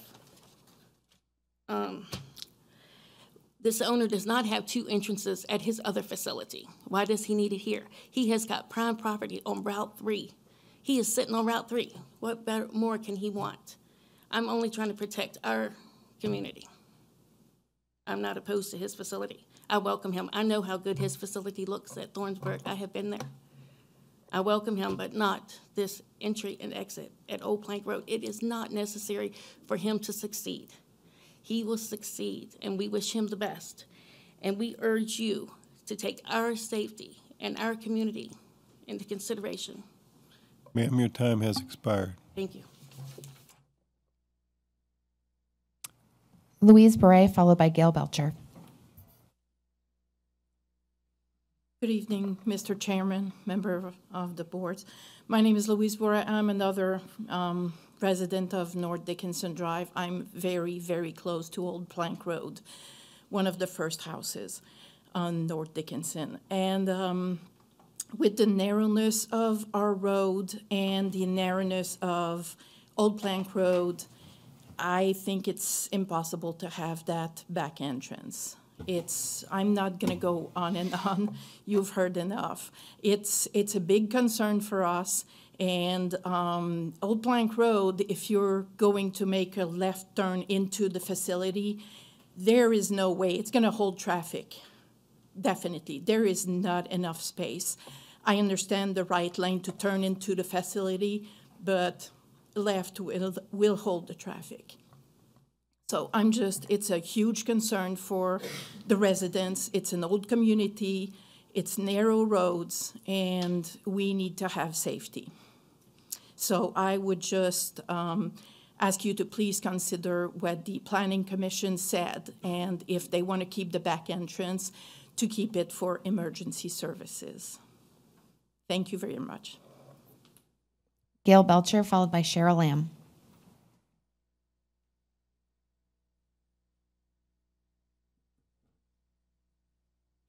Good evening. My name is Gail Belcher, and I live at 6501 Old Plank Road in Salem District, and my property, it backs directly onto the property at Wrights Lane. I'm here tonight to speak in the favor of the east application, including the access onto Old Plank Road. Yes, our neighborhood is a residential area, but as time has gone on, it's become less and less so on Old Plank Road. I believe the application for the proposed self-storage facility is more area-friendly alternative than the two-story office buildings, which could have had access onto Old Plank Road would have been. However, by restricting access from Old Plank Road, you would be making it harder for potential customers to access the facility. If you're traveling west on Route 3, the crossover access to Wrights Lane was closed when the expansion along Route 3 was completed. Anyone traveling west would have to make a U-turn at the light at Gordon Road, which is allowed, but with a yield to the right turn traffic from Gordon Road. As you may be aware, the intersection at Gordon Road and Route 3 is under a lot of pressure from the newly expanded Gordon Road commuter parking lot and the traffic from Gordon Road. In the evening, traffic backs up onto Route 3 to make the left-hand turn onto Gordon Road, and the Gordon Road traffic backs up to make that right-hand turn onto Route 3.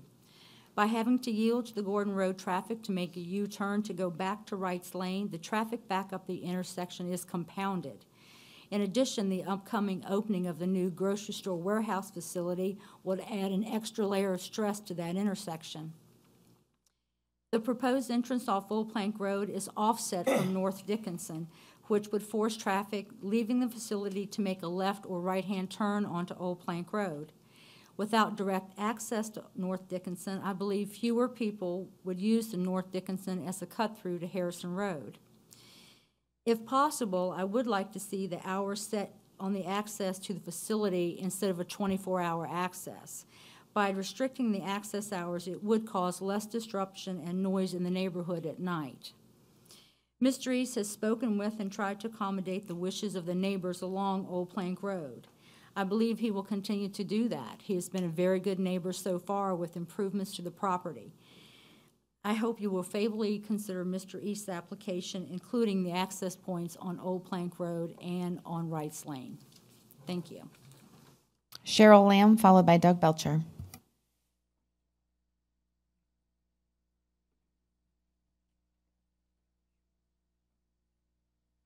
Mr. Chairman, members of the board, I'm Cheryl Lamb and I live at 12,013 Dogwood Avenue. I'm also speaking for my mother, Carol Lamb, who is an adjacent homeowner living at 6417 Old Plank Road. We live in Salem District. We strongly support the rezoning request with 2 unrestricted points of access for numerous reasons. Our main reason for supporting the Old Plank Road entrance is safety. An access point on Old Plank Road would be safer for westbound Route 3 customers to use. They could safely turn at either the Old Plank Road or Gordon Road traffic lights and not have to make a U-turn at Gordon Road to travel east to the Wrights Lane entrance. The proposed facility will generate a much lower 28 trips per day as opposed to the by right estimated 55 trips per day. The proposed gated access entry from Old Plank would only be used by customers with passcode, which would limit traffic. The proffered right turn lane on Old Plank will reduce potential backups by customers accessing the facility. Also, the proposed Old Plank Road entry is not in line with North Dickinson Drive, but is further west, which would discourage cut-through traffic from Harrison Road. I attended the community meeting and the Planning Commission meeting regarding this request. The only people who spoke against the rezoning were residents of North Dickinson, who spoke primarily against the Old Plank Road entrance. I'd like to address some of the concerns stated in letters that they wrote to the Planning Commission. A concern was increased traffic was a safety concern, and they urged you to consider the responsibilities everyone has in ensuring the safety of children as well as residents in the community. Several people wrote that residents of North Dickinson park on the street daily as well as their guests. I would dare to suggest that vehicles parked on the street should be cause for safety concern, not vehicles that may possibly travel North Dickinson to reach the Old Plank Road entrance. Vehicles parked on the road narrow the area in which to pass another vehicle safely. There's no indication that the estimated 28 trips per day will travel North Dickinson. Vehicles also have the option of using Dogwood Avenue or Gordon Road to reach the Old Plank Road entry. I live on Dogwood Avenue, and our road must be wider because we have no issue passing another vehicle on our road. If there is such a safety concern by residents of North Dickinson, why haven't they had North Dickinson designated as a no-truck zone or even as a one-way street? Either of these options would address all of their safety concerns. Another concern they had was entry into the facility from Old Plank would allow after-hours entry to customers, which would interfere with their community and interrupt their sleep. The residents of North Dickinson are not adjacent landowners, but are actually across Old Plank Road. Customers using the facility would be driving on Old Plank Road if they even chose to use that entry point. They are only there to load or unload their belongings, which will not create unnecessary noise. Mr. East told me that there is an adjacent landowner within 30 feet of his Thornburg facility who's never had an issue with noise. Ma'am, please sum up. I'm summing up right now, thank you. I urge you to vote to approve Ronnie and Paulette East's rezoning request with 2 unrestricted points of access. Thank Thank you very much. Doug Belcher.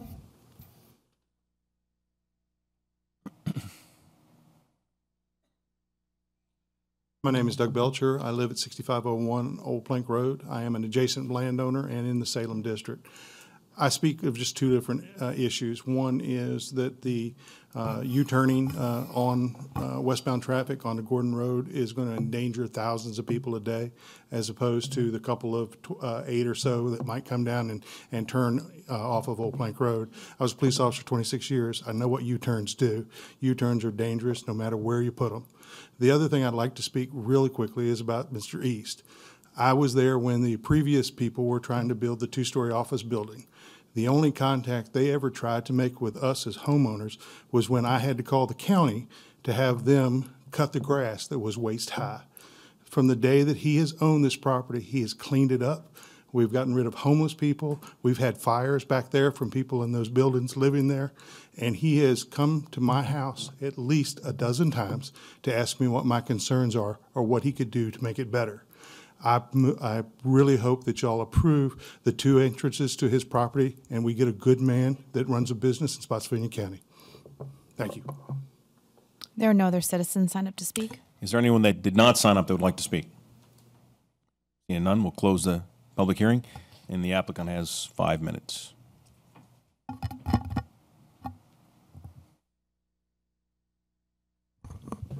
Thank you all again, and I'll be very brief here. I would just like to reiterate again that right now, Mr. East owns a property that has a by right use that on the low end is estimated to be 55 vehicle trips per day on Old Plank Road, and on the high end is estimated to be 260 vehicle trips per day on Old Plank Road. The use he's proposing at the high end estimate is 28 vehicles per day on Old Plank Road. That is a significant decrease, either by half or a tenfold decrease, depending on which number you use. And while Mr. East and Mr. and Mrs. East understand and do appreciate the concerns raised by the residents of North Dickinson Lane, we'd ask the board not to punish Mr. and Mrs. East for making what is actually one of the lowest impact uses the county can have, especially with regards to traffic, and again, a significant decrease over what is currently allowed as a by right project. Any questions? Do we have any questions?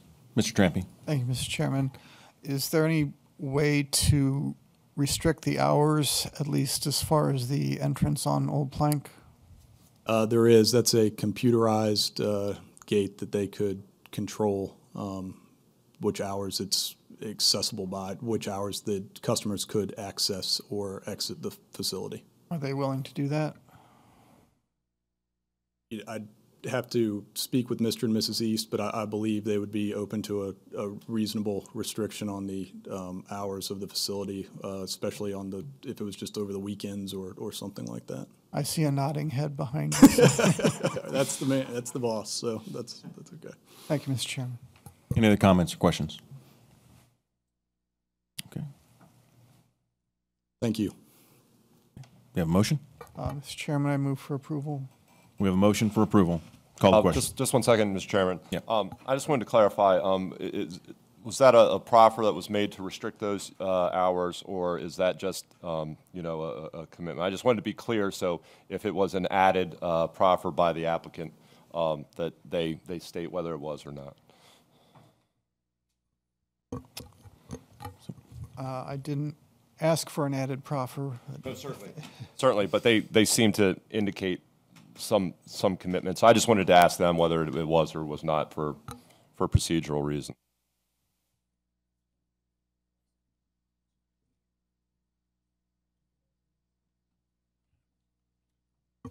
Mr. Chair. Mr. Skinner. Thank you. Mr. Trampy, I too would like to at least have an idea of the hours of the restrictions, something of that nature. I mean, if we vote on this, we should at least have some guidelines, I would think. And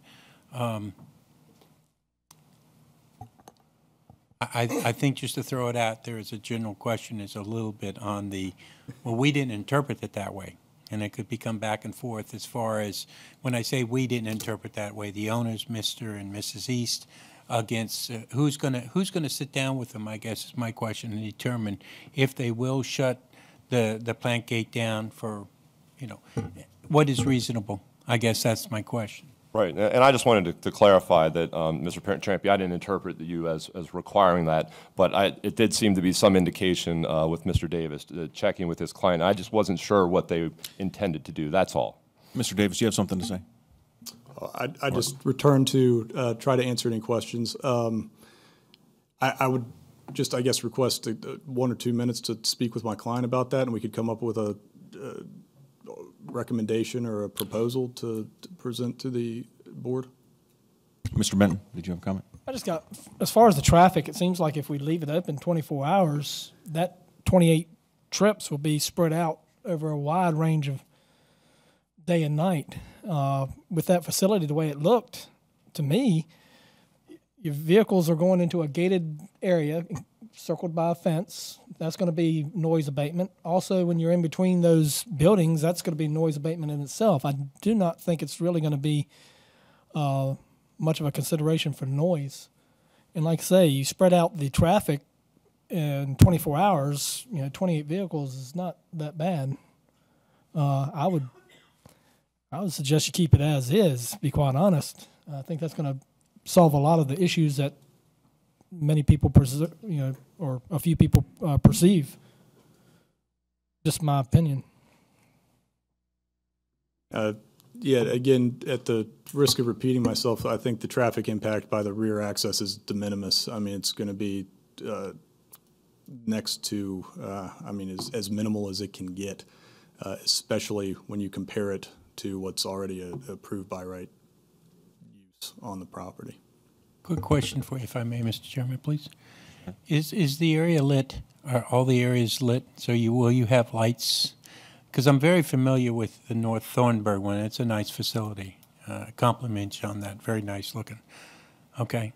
Because I don't expect, to be honest with you, I think you won't see somebody at 3 o'clock in the morning pulling out, I would think, maybe once in a while. But there's going to be an area of time, 8 o'clock in the morning or something like that until 9 o'clock at night, especially when we get into the winter seasons. It's just, I know you have emergencies, you got to take storage. I've got a storage unit and I can go, but I'm limited myself at my storage unit until 9 o'clock at night.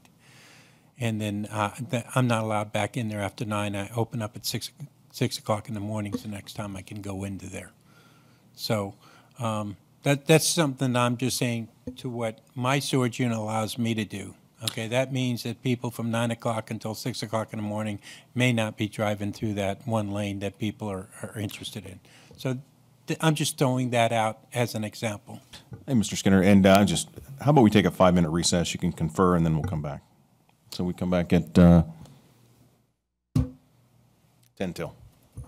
Okay. Thank you. Yes, sir.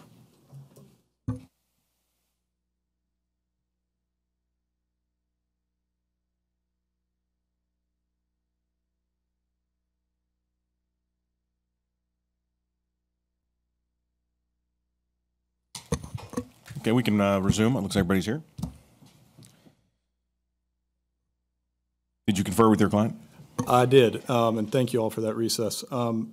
My client would be willing to proffer to restrict access from the rear access point along Old Plank Road from the hours of 9 p.m. to 6 a.m., 7 days a week. And we'd ask that the board vote on the application tonight, and we would submit revised proffers as soon as possible, hopefully tomorrow, for signature. Mr. Tramp, you'd like to revise your motion? Just amend it to include the proffer that was just made. Any comment, discussion? Call the question.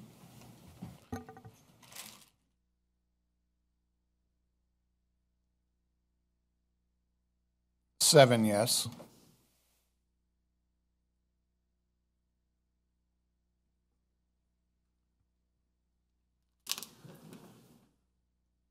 This takes us to presentation items, Mr. Chairman, and we have with us the Virginia Sheriff's Association presentation regarding membership.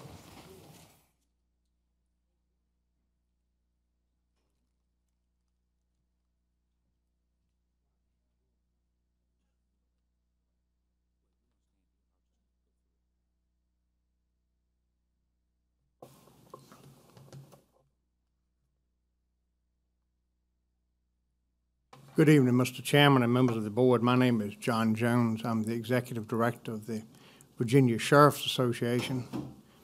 The Virginia Sheriff's, and I've got a presentation, but I'll just walk through and give you a little bit of history of the Sheriff's Association. And I want to give you an idea of where we came from, what we do, who we are, and then give you a little history of historical perspective of what we considered important and what we considered important in the General Assembly and what we work on your behalf, on the Sheriff's behalf, most recently. We were organized in 1933. The Sheriff's Association has been around a while. We are very active in one of the most active law enforcement organizations representing public safety. We deal with law enforcement, jail administration, and court security. We're a trade association. We represent the sheriffs and deputy sheriffs across the state. We're the only voice in the Virginia General Assembly exclusively representing those interests. There are 123 sheriff's offices in Virginia, and they all participate, either with deputy sheriff members, mostly have the sheriff members. We have over almost 9,000 deputy sheriff members. We're very, very proud of that.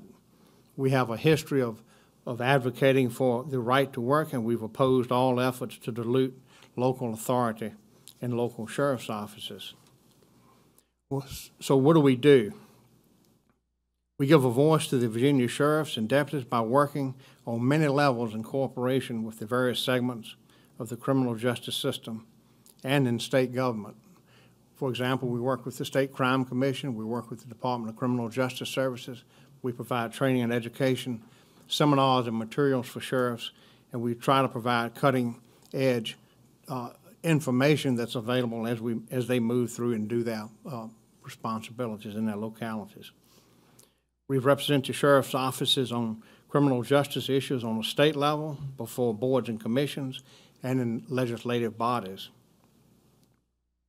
We provide sheriffs, deputy sheriffs, and support staff and the public with information about emerging trends, law enforcement issues, corrections and crime prevention, and other topics.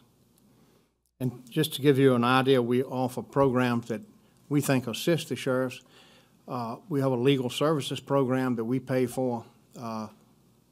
If a sheriff has a unique question that he needs a legal answer, we'll provide that for them. We consistently are requesting Virginia's governor and the General Assembly to increase salaries, enhance retirement benefits, and improve conditions of our deputy sheriff. And let me just say about that, you know, it hasn't been 3 years when we've had, not here fortunately, but in other areas of the state, some deputy sheriffs actually want food stamps.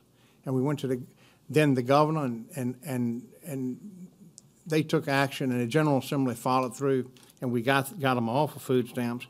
And when we do that, counties like Spotsylvania reap the benefits, because when you do provide the supplemental salaries of the deputies, the more we can get from the state, the more it offsets local costs and local taxpayers. As an organization speaking for the sheriffs and deputies and support staff, we enjoy a high level of recognition from the General Assembly. There are notable historical initiatives. And if you ask us what we did and we think are pretty important over the last, say, 10 years, there's been a lot that we've done, but two items stand out, Mr. Chairman and members of the board. One is, it hadn't been long ago when there was a bill in Congress, and we don't do many bills in Congress. I try not to do that. But that was a bill that actually passed the U.S. House of Representatives that mandated deputy sheriffs be in collective bargaining in the Commonwealth of Virginia and in all states. And it's hard to believe that passed the U.S. House of Representatives. We got involved in that in a large way. We teamed up with sheriff's associations in other states and killed it in the Senate. We're really proud of that. That would have devastated our way of life, the way we operate with public safety, with deputy sheriffs, the elected sheriff, the appointed deputy, the police, the state police. We don't want collective bargaining in public safety. That's been one of the most important things we were involved with. The next thing that comes to mind are the cuts. And I can remember, I believe it was 2 governors ago, and you know, the budget is proposed in December, and then the General Assembly disposes of the budget. And in that year, the budget was proposed, and it cut 1,500 deputy sheriffs out of our budgets across the state. 1,500. In every locality, there was a loss between 10, 20, 30, sometimes 40 deputies were being cut from the state budget that you would have either had to pick up or lose. And you wouldn't have been able to pick it all up. It would have been a cut in public safety. We worked successfully with the General Assembly. It was a priority for the Sheriff's Association. It was a priority for local government. And it was a priority for the General Assembly to restore that, and it was about $50 million. That progress was almost unheard of in any group getting something in 1 year. It was very important to us, and it was very important to the citizens of the Commonwealth. Recent activities, and I'm talking about this year, there are 4 items that come to mind, and some, actually there are 5, and I'm going to talk about the last one in just a second, but local fines stay local. This was a Sheriff's Association initiative this year. And let me explain it. About 3 years ago, the General Assembly passed budget language. Budget language prevails over all other codes.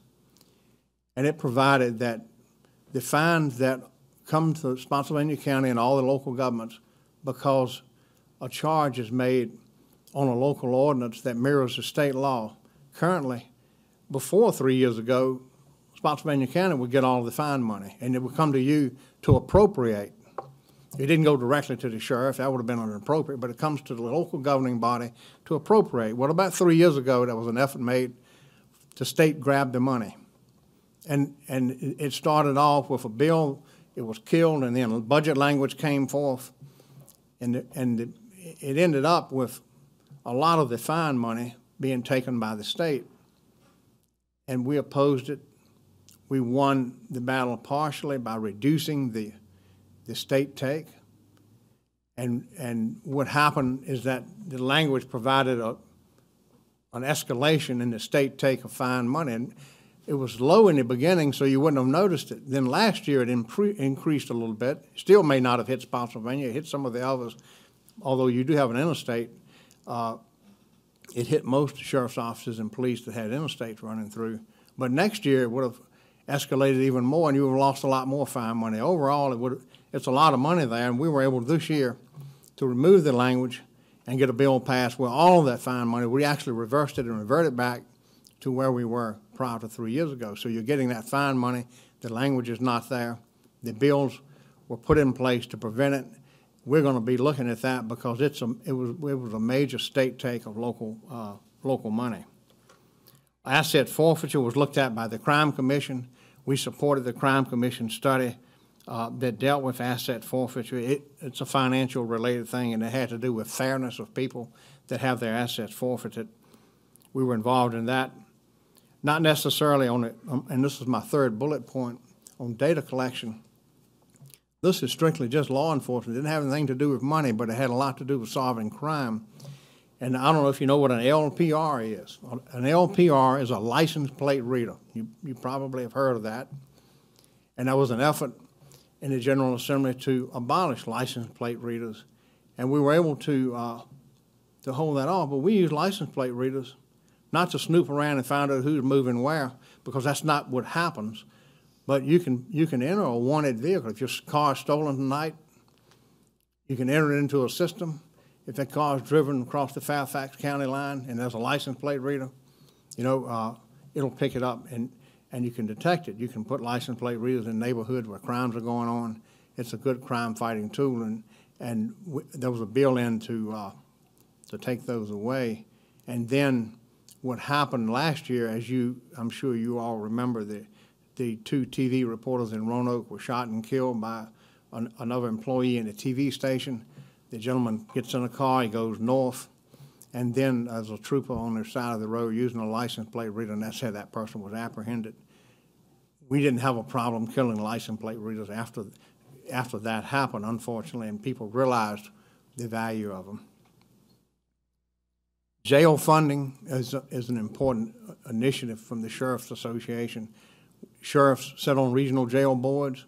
Local government members sit on regional jail boards, and some sheriffs run local jails. And every year we're at the General Assembly trying to get the per diems, and the per diems were lowered actually to $4 a day, but it's still a significant source of funding. to operate those jails. We have to have that. And so this year we were able to not only secure funding for the inmates that are projected for this year, coming up the first fiscal year, for the first time in 7 years, the General Assembly funded the per diem for local government, the regional jails, for the second year in the biennium. We thought that was a win, and I believe it was around $12 million. So there's a future initiative. You know, the sheriffs are responsible for courthouse and courtroom security. And there's a bill in that provides that the local governing body may charge or may pass an ordinance charging a $10 fee on traffic convictions and criminal convictions to help offset your cost to provide courtroom security, to prevent violence in the courtroom. And we've been working, we started that fee with the General Assembly a few years ago. It started at $5, it went to $10. And there is a need for courtroom security enhancement and to maintain the services that we're now providing. And so that's our future initiative. We put the bill in this year. It didn't pass both houses. It passed the Senate. And we had bills in the House. It passed the Courts Committee in the House. Didn't get out of appropriations. That's one of our initiatives that we will put back in next year. And it's for the purpose of enhancing security. What I don't have on the list is that we also serve as the offices for the Virginia Sheriff's Institute. And the Virginia Sheriff's Institute is a charity organization a little bit where we raise public money and we provide a $5,000 immediate benefit for the families of deputy sheriffs that are killed in the line of duty. And we're glad we don't have to use it often, but we know we do have to use it too often. Mr. Chairman and members of the board, I want to thank you for inviting me here. When I got the invitation, you know, somebody said they want to know what they're getting for their money, and I thought, yeah, that's a pretty good question.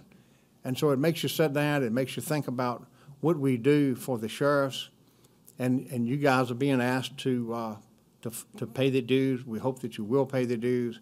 We have 100% membership from sheriff's offices around the state, and we appreciate all of the past support that you've given the Sheriff's Association by paying the dues. So with that, Mr. Chairman and members, I'll try to answer any questions you might have. Do we have any questions? Mr. Benton? Yeah, I'm the one that kind of initiated this, I guess. You're a lobbying group, though, right? We are a trade organization, and of all of our budget, we spend 16% of it on lobbying, and we keep timesheets on what we do. So yes, we're a lobbying group, but that's not primarily what we do. And how many sheriffs or how many jurisdictions pay for their deputies' association dues? I don't know of any that don't. And I'm coming off my memory, but the last time I looked at it, the localities picked up the dues for the sheriffs and deputies. There may be one, you know, I don't have a list, but there may be one or two, but there are not many, if any. And so the Virginia Sheriff's Association is saying you have solely lobbied for these savings and were instrumental solely for their defeat or passing, right? If you look at some of the things I went over, we were solely responsible, I think, for the pay raises that we were able to get the deputies and sheriffs. I think we were solely responsible for the fines. At least that's what the representatives from VNL and VACO told me the day it passed. They said, we couldn't get this done, you did. So I feel pretty comfortable saying that we were solely responsible for that. I also think that we were solely responsible for the courthouse and courtroom security fees back when we started that fee at $5 and it went to $10. We were the only group that initiated it, and it passed, I think, because of that. So I can't lay 100% claim to all of these, but I think we can we can lay claim to some of them. And on collective bargaining, I think we are solely responsible for the 2 Virginia senators that voted with us, and they didn't get cloacature. So, yeah, I think we did a pretty good job on most of that, but not all of it. I mean, a lot of the efforts that we do, we team up with other organizations, regularly team up with VML and VACO, and support some of these efforts, because when we are successful, so are they. Well, we already pay dues to VACO and NACO, and let me ask you this: why should us as a county pay you, and then like a fire union and Spotsylvania Teachers Association, why should they not be funded by the county also, when it's basically the same thing? And be quite honest, you're not really supporting the deputies; you're supporting the office of the sheriff in general, not the deputy per se. Because I worked 19 and a half years, and be quite honest, other than allowing me to go to a seminar in Virginia Beach every now and then, that's the only benefit I got, was to get away from the office for a week. I can't think of anything that your organization did. And, you know, I'm not being disrespectful to you, but yeah, I'm against the lobbying altogether. How many lobbyists do we need? And, you know, for the conservatives on this board, you know, $8,900 is $8,900. And if we're not going to pay for the schools and fire and any other organization and membership, why should we pay for one entity out of an entire county? The reason we lobby is because the law requires that I register as a lobby, as it requires VML, VACO, the Chiefs of Police Association. The question is, why should you pay to do that? I would like to think and hope that you would believe that it's an investment. And if you decide not to pay it, all of this is going to continue to go on as long as everyone else doesn't decide the same thing. So in the past, we've had a sheriff, or maybe, you know, to pull out of the Sheriff's Association, and it doesn't change what we do. We're still going to go down and we're going to fight for the deputy sheriffs.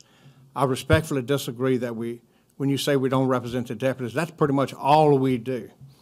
The deputies got 3 raises this year, and we hope we can keep them. They got a 2% raise across the board, and a lot of deputies in the state would have got nothing. They only get what we get out of the state. The deputies got a compression raise because the scales were compressed. That was our initiative and our initiative only, and it was for deputy sheriffs and support staff only. And the 3rd raise we got for the deputies was for career development funding that had been frozen, and we went in with the other constitutional officers and got that. So I would say that we do represent the deputy sheriffs. They do have a vote in our association, and we welcome their participation. We just left a conference in Hampton. There are only 123 sheriffs. There were 444 people there. Most of those people were sheriffs and command-level deputies and lower-level deputies, and we do welcome their participation and appreciate it. Yeah, I'll just say, in reference to that, you know, Spotsylvania already pays over and above what the state comp gives us.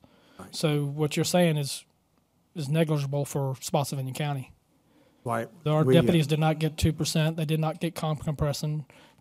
Now we are considering the career development, and I think that's right. If the 2%, for example, that's what I meant a while ago when I said that when we get to 2%, that's 2% you don't have to pay with your local taxpayers' dollars. And so when I talk to the sheriff in Fairfax County, most of the salaries of those deputies are paid by Fairfax County. They help us right along and say, we appreciate it because we know if we can get 2, 3, or 4% or whatever we get for those deputies from the state, that's less Fairfax, that's less Spotsylvania, and that's less these other counties are going to have to come up with to pay the deputies whatever it is they're making now. Most localities do supplement. The last time I looked at it, it was about 70% that supplement one way or another. Okay.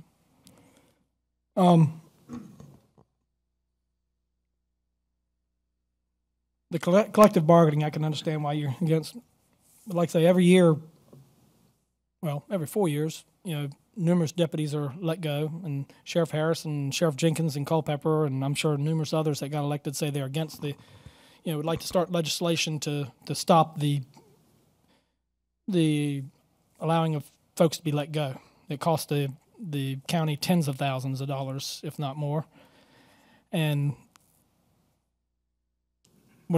are you doing anything for that as far as the deputies? Let me say what we're doing with that. Every time a bill is put in to remove the sheriff's authority from not reappointing deputies. We oppose it, and so far we've been successful, and let me tell you why. I've seen cases, and I'm not knocking these other law enforcement agencies, but you've got what's called a Bill of Rights. And the police officer picks one, the chief of police picks one, and they get together and they pick the third one. And the officer can go out here and abuse people, he can stop them, he can do whatever he wants, and he'll get put back to work. And one day when we stood before the committee and killed one of those bills, I had specific examples of an officer in Virginia Beach that did just that. He handcuffed a person, the person was assaulted, the officer was arrested, and he got put back to work. Well, I can tell you, with an elected sheriff, that's not going to happen for long, and if it happens long, he'll be gone the next election. So it's accountability that no other law enforcement agency has, and we're proud of that, and we're going to try to keep killing it. And we know that a lot of people don't agree with it. And now the courts pretty much uphold it. And let me just tell you about a case of Whitehead versus Fields in Russell County. Well, I'm sorry to interrupt, but you're saying that you oppose the sheriffs not being able to let personnel go? We support sheriffs appointing deputies at will. Okay. And what I was saying, that the courts support that position now. The Fourth Circuit's upheld it. There was a sheriff that went into office, and this has been a few years ago, and it doesn't happen much, but it did.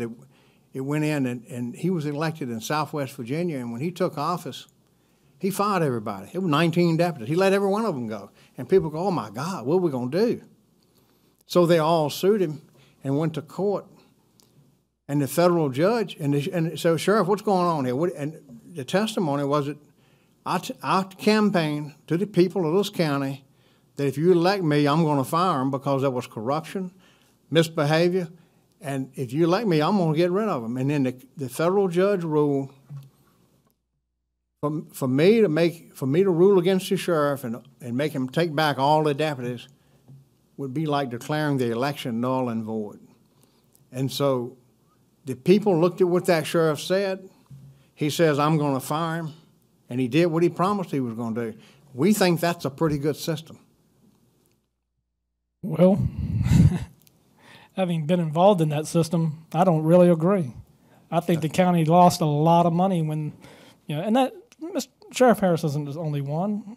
It's the sheriffs all over the place. But when Sheriff Harris got elected, Sheriff Jenkins and Culpeper got elected, they're against that now.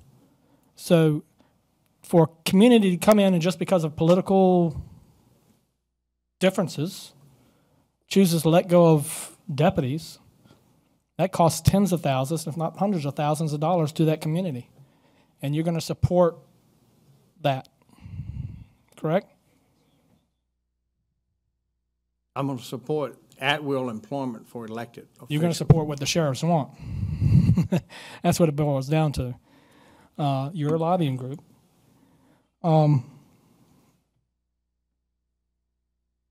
As far as the effect of Spotsylvania dropping out and saving the $8,900 a year, you're saying is going to be negligible because you're going to go on and with the other. I don't think it'll be negligible. I think it'll affect our budget significantly. But what I do think is we're not going to stop doing what we're doing. Right. Affect your salaries or affect the budget? Well, the dues goes to support the operation. We have 3.5 employees. Okay. And so it goes to support that. It includes salaries, includes office rent, includes the payment for me to get here. I mean, travel expenses and whatever. So it would include that. But I don't want to leave here with you thinking that it's negligible. It's not negligible. It's important to us. If you don't join, it would be a hit. Well, you're saying $8,900. I mean, it's just taking away numbers out of what you can say you represent when you go and lobby, is what it boils down to, and that's my comments to the boards. If we're going to do for one, then we need to do for all. If we're going to support the Virginia Sheriff Association, which is a lobbying group, then we need to pay the dues for the Spotsylvania Education Association, the Fire and Rescue Union. These are voluntary organizations. I was with the sheriff's office 19 and a half years. I can't think of anything that the Virginia Sheriff Association did for me. I would have never been, personally, I would have never been a member, other than the county paid my dues for me and I didn't have a choice. The Sheriff's Office has currently become members with the Police Benevolence Association, which actually is for the deputies. They provide monetary in a death up to $60,000 of salary. They provide scholarships. They have stuff for post-traumatic stress syndrome, suicide prevention, disaster assistance. In case of a disaster in the community, they will help that. They do far more than, as far as for the deputy, than the Virginia Sheriff's Association. And you can go online and check it if you want, compared to the due. I'm just saying to the board, we have VACO, NACO, FAMPO. They're all lobbying groups. How many more do we need? And again, if we're going to pay for the sheriffs, then we need to pay for schools, and we need to pay for fire and any other union or committee that our other departments have. It's not right. And I'd make a motion that we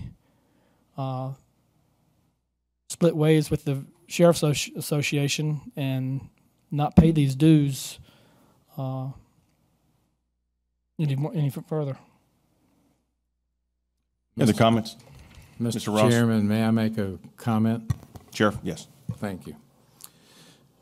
We could sit here all night. As a sheriff, I could tell you things that the Sheriff's Association does, but I don't think anybody really wants to hear it. But the bottom line is the Virginia Sheriff's Association does a lot more than support our Sheriff's Department. They support the Commonwealth Attorney's Office. They support Mr. Pritchett's office. They provide training for lawful employment for all constitutional officers, the clerk of the court. This is the only way that the Sheriff's Department gets money from the comp board is because we get lawful employment training every year supplied by the Virginia Sheriff's Association, paid for by the Sheriff's Association. And if it wasn't for that, we wouldn't get the lawful employment, we wouldn't get comp board funds. I deal with it every day. The only other point that I would like to make is that a lot of the organizations that Mr. Benton is talking about, the Sheriff's Association brings back money to our county. Now, I don't know about the hundreds that Mr. Benton just named, but what we get from the Sheriff's Association comes back to this county 100-fold for the dues that we pay. Thank you. And I want to thank John for coming all the way up here from Richmond and staying late tonight. And I thank you guys for listening to us. Mr. Ross? So can you go, I think I'm a member of VSI, the Virginia Sheriff's Institute. Yes, Is sir. that something Thank that civilians can become members of? And what's the difference between VSI and the Virginia Sheriff's Association? The VSI is a charitable organization. Last week, we're kind of proud to say we had our meeting and awarded 86 $1,000 scholarships to young people attending Virginia colleges and universities majoring in criminal justice. That's operated out of the Sheriff's Association office. So they're intertwined, correct? Excuse me? They're intertwined. So VSI is part of, or it's just operated. Okay. It's a partner organization. And I get the newsletter, I think, every quarter Yes, or sir. something. Okay. It's a great organization, it seems like. Thank you, and thank you for your membership. My pleasure.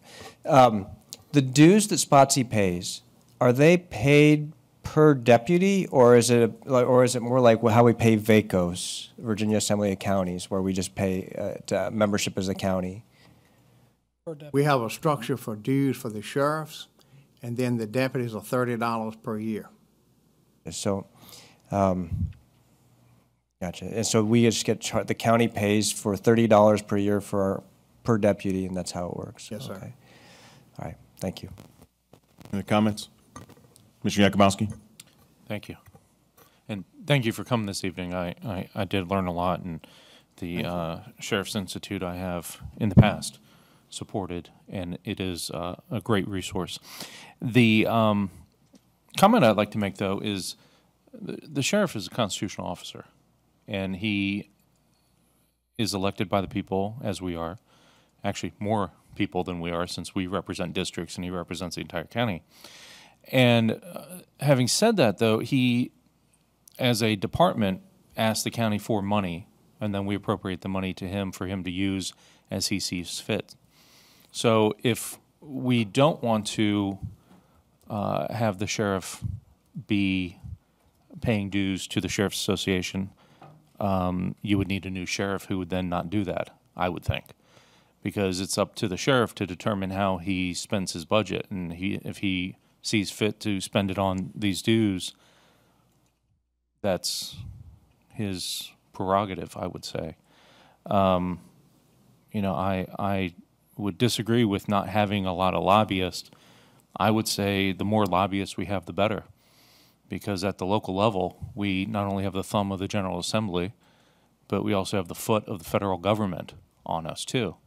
And so until those are removed and the General Assembly rescinds the Dillon Rule and the federal government goes back to their strict constitutionist role or constitutional role that they should have, we unfortunately have to be involved in lobbying. And a lot of these laws and rules and edicts that are made from up high are only bunted by us and stopped by us at the locality from organizations such as the Sheriff's Association, VACO, and Municipal League and others. So it's an unfortunate situation that we find ourselves in, that we have to deal with lobbyists. But I would say that when they are saving our taxpayers' money and looking for ways to increase revenue to us, I would say that that is well worth our investment in them. So thank you. Any other comments? Yes. Mr. Benton?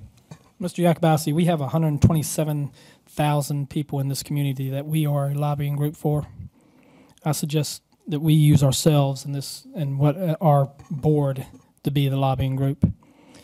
You know, and when fire starts putting in the union dues, and when the schools start putting in their union dues in their budget, we give them the budget, they can do what they want, right?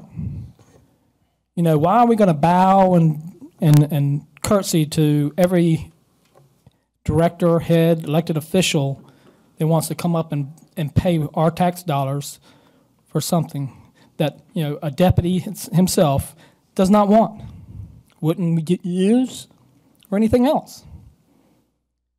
19 and a half years we paid VSA dues for me. I could care less about it. Didn't want it. Y'all paid for it, or the county paid for it, so be it. But now we want to, again, somebody wants it, a director wants it, head wants it, elected official wants it, so you know, the way to stop that is not budget it. That's what it boils down to. You know, if we want to save some money, you know, that's why I brought this up. You know, I told people when I was elected or running for the office that I'd try to find things that I knew of where we could have some cost savings. And, you know, especially the conservative ones here, here's some cost savings. He's already mentioned they do in combination with NACO and VACO that we already pay substantial amounts of money to. Let's use them to lobby for that then. You know, he's already said they're going to continue regardless of whether we're in it or not.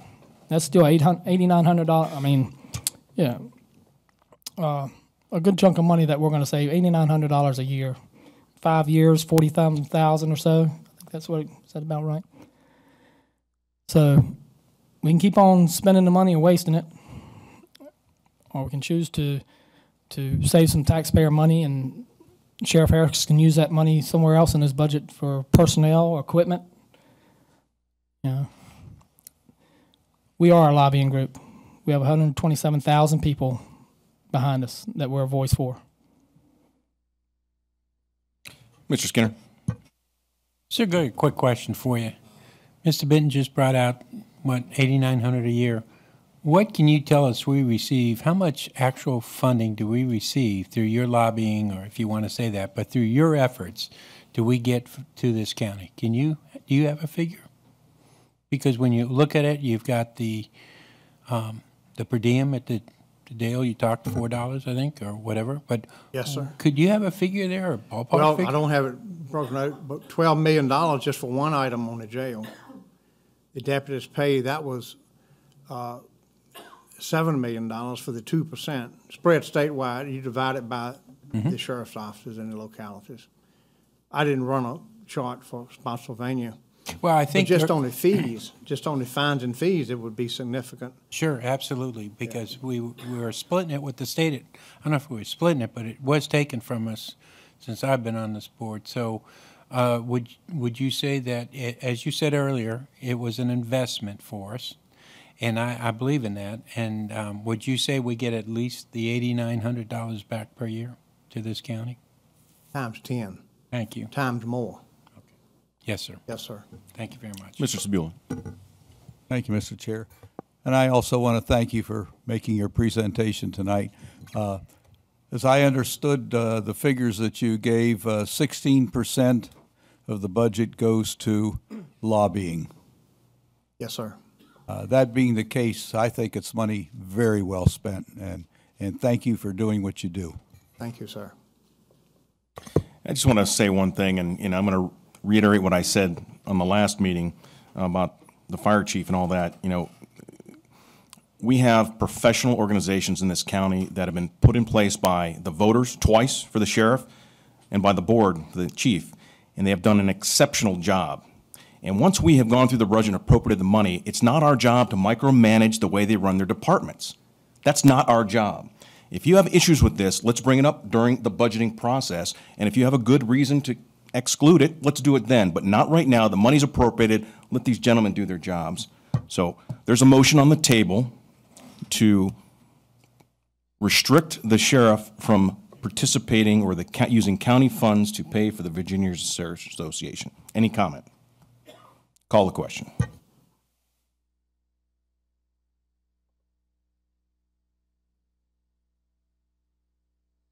One yes and 6 no's. Mr. Benton? I'd just encourage the schools and the chief to make sure he puts in the dues for the fire union and for the Spotsylvania County Education Association and any other department out there, head that needs dues paid. Put it in your budget. It'll be approved.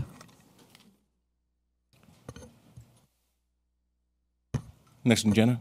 Next on the agenda, Mr. Chairman, is presentation regarding comprehensive plan and zoning amendments relating to changes this year in the General Assembly with statutes pertaining to conditional zoning and proffers. Wanda Parrish, our planning director, is here. Thank you, Mr. Chairman, members of the board. May I have the floor computer, please? What I'm doing this evening is providing the board with a preview to the agenda items on June 14th. The Planning Commission has scheduled a special meeting, so they will be joining you on June 14th for joint public hearings to consider amendments to both the comprehensive plan and the zoning ordinance. So this evening I'm just going to run through very briefly the nature of those amendments. The new regulations that are going into effect July 1st are related to residential uses. So this would apply to a solely residential rezoning or a mixed-use rezoning that had residential uses as a component to it. It applies to the residential portion of those projects. And it is effective July 1st of 2016.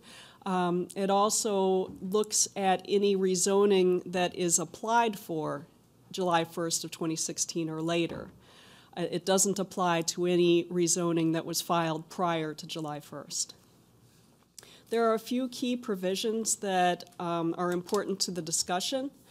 The county may not request or accept any unreasonable proffer. An unreasonable proffer is one that does not address an impact specifically attributable to the new development.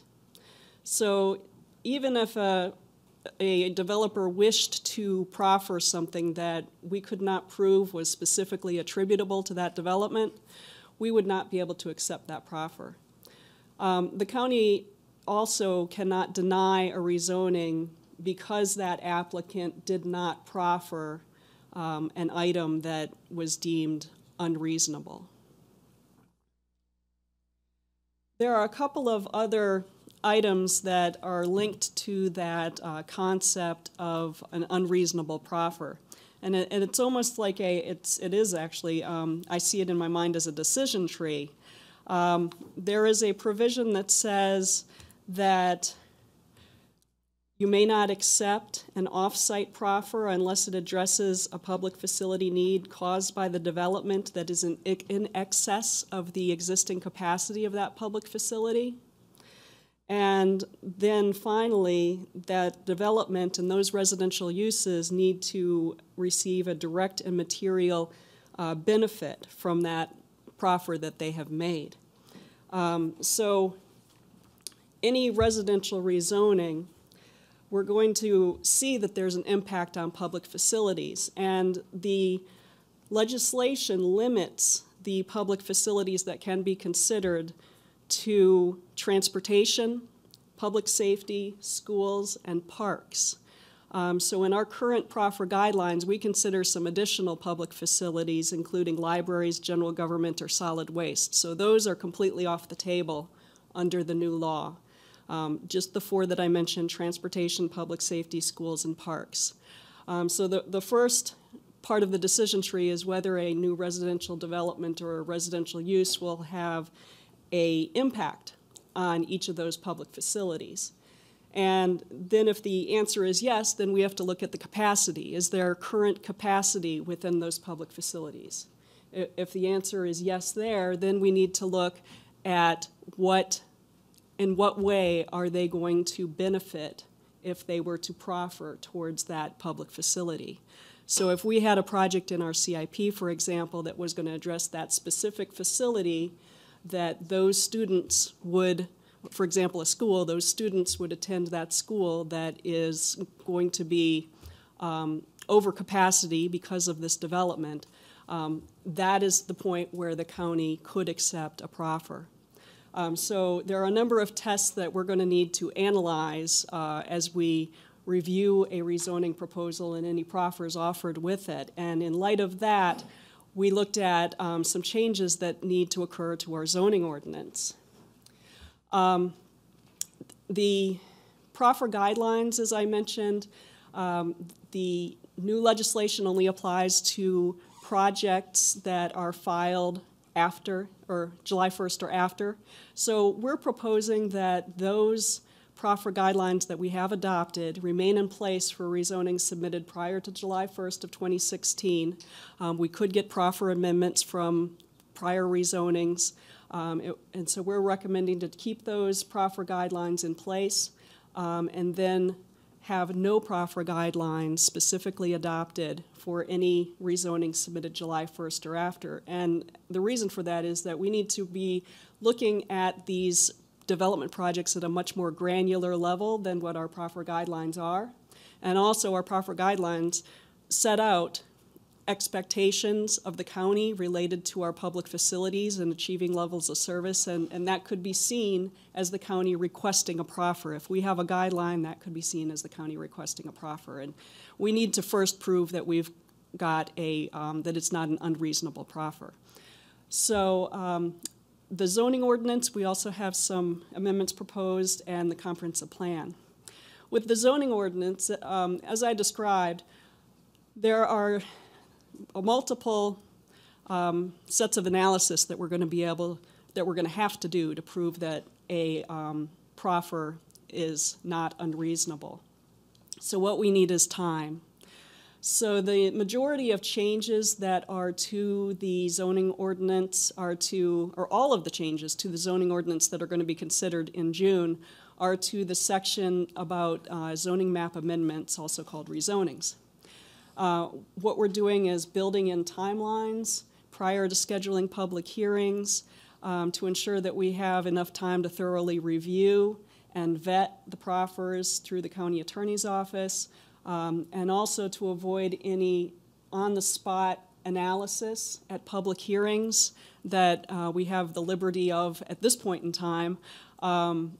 We don't see it as prudent to have those discussions on the spot because we don't want to be caught in a trap where anybody is perceived as requesting an unreasonable proffer.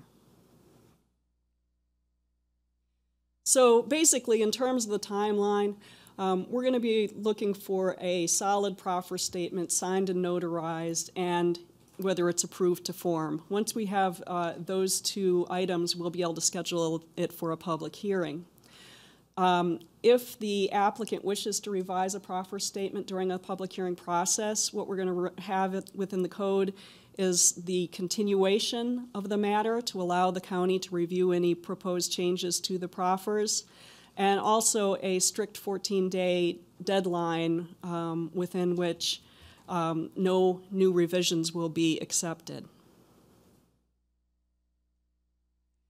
The comprehensive plan amendments that are proposed are removing any specific reference to proffer guidelines within the comprehensive plan. There are a couple of places where it specifically references them.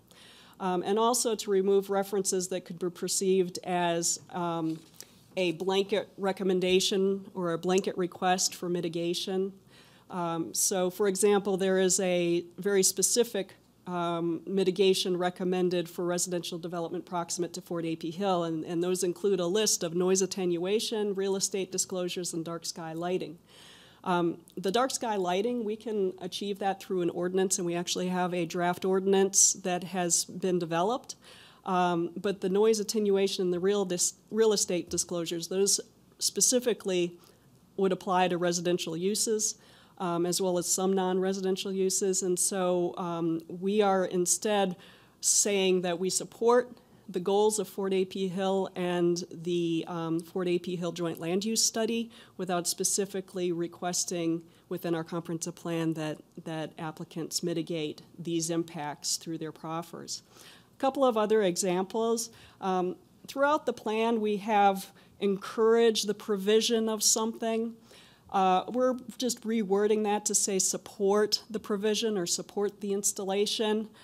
And another example would be one of our strategies says development projects seeking increased residential density and or non-residential intensity should preserve and enhance the quality of infrastructure in the county. Instead of saying preserve and enhance, because that could be perceived as a request for an unreasonable proffer, say address its impacts on the infrastructure of the county. So what we've done is combed through the entire comprehensive plan, just looked for places where it would be prudent to make some wording changes.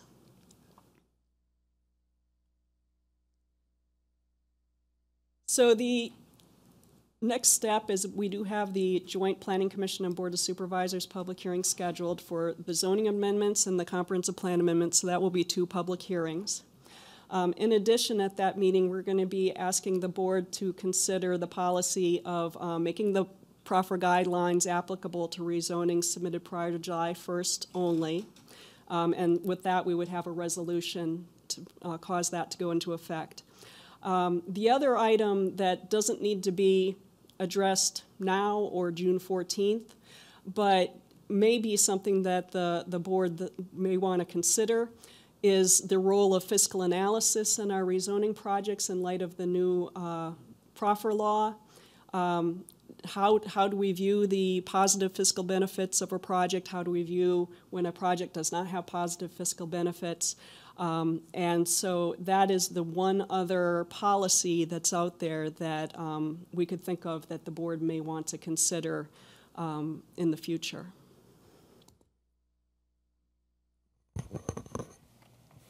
Mr. Trampy. Thank you, Mr. Chairman. I want to see if I understand this correctly with a hypothetical. Let's say we approved a neighborhood with 3,000 homes, and that neighborhood took whatever high school they would be going to right up to but not exceeding the maximum. Then we approved a 100-home neighborhood next door, which took the high school over the maximum. Am I to understand that we cannot charge a proffer to the 3,000 home neighborhood, but we can't, or not we can't charge, but not accept. It would it would be unreasonable from the 3,000 home neighborhood, but not the 100 home neighborhood because they came later? The legislation has a very specific clause in it related to capacity at the time of the rezoning. So we would be looking at capacity at the time of the rezoning, and if there is capacity, then the county could not expect a proffer. Wow. So you're right. There could be 5 rezonings in a row that do not exceed the capacity, and then the 6th one comes along and that one does. Wow. And you're essentially recommending that we scrap our proffer guidelines for any applications which come after July 1st. Yes, the law is going to require that we do a very specific analysis for each case. Right now, our proffer guidelines are based on averages and countywide and per capita. We're going to have to do the analysis based on the school that those students would be attending, the fire station those residents would be involved with. So it's not going to, the average approach will not work for the new law. So there was a statement in the op-ed pages of the paper on Sunday, and it was repeated by the author here tonight, that a little minor tweaking would bring us in compliance with this new law. I can't imagine a statement being more wrong than that. Thank you, Mr. Chairman. Mr. Skinner. One quick question. Let's talk transportation issues now. The level of service. If we are impacted, if any level of service is impacted, we can accept proffers. Is that a true statement?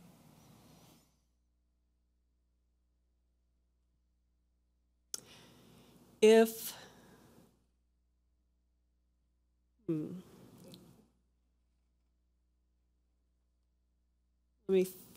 see, that's why this is difficult to do on the spot. I'm not putting you on the spot. I'm thinking about what we've got out there, because here's my question.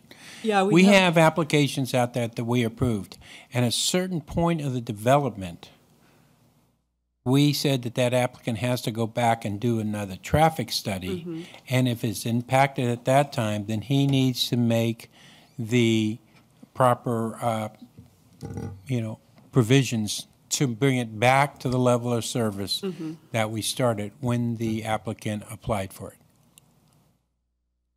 And we have those happening right now.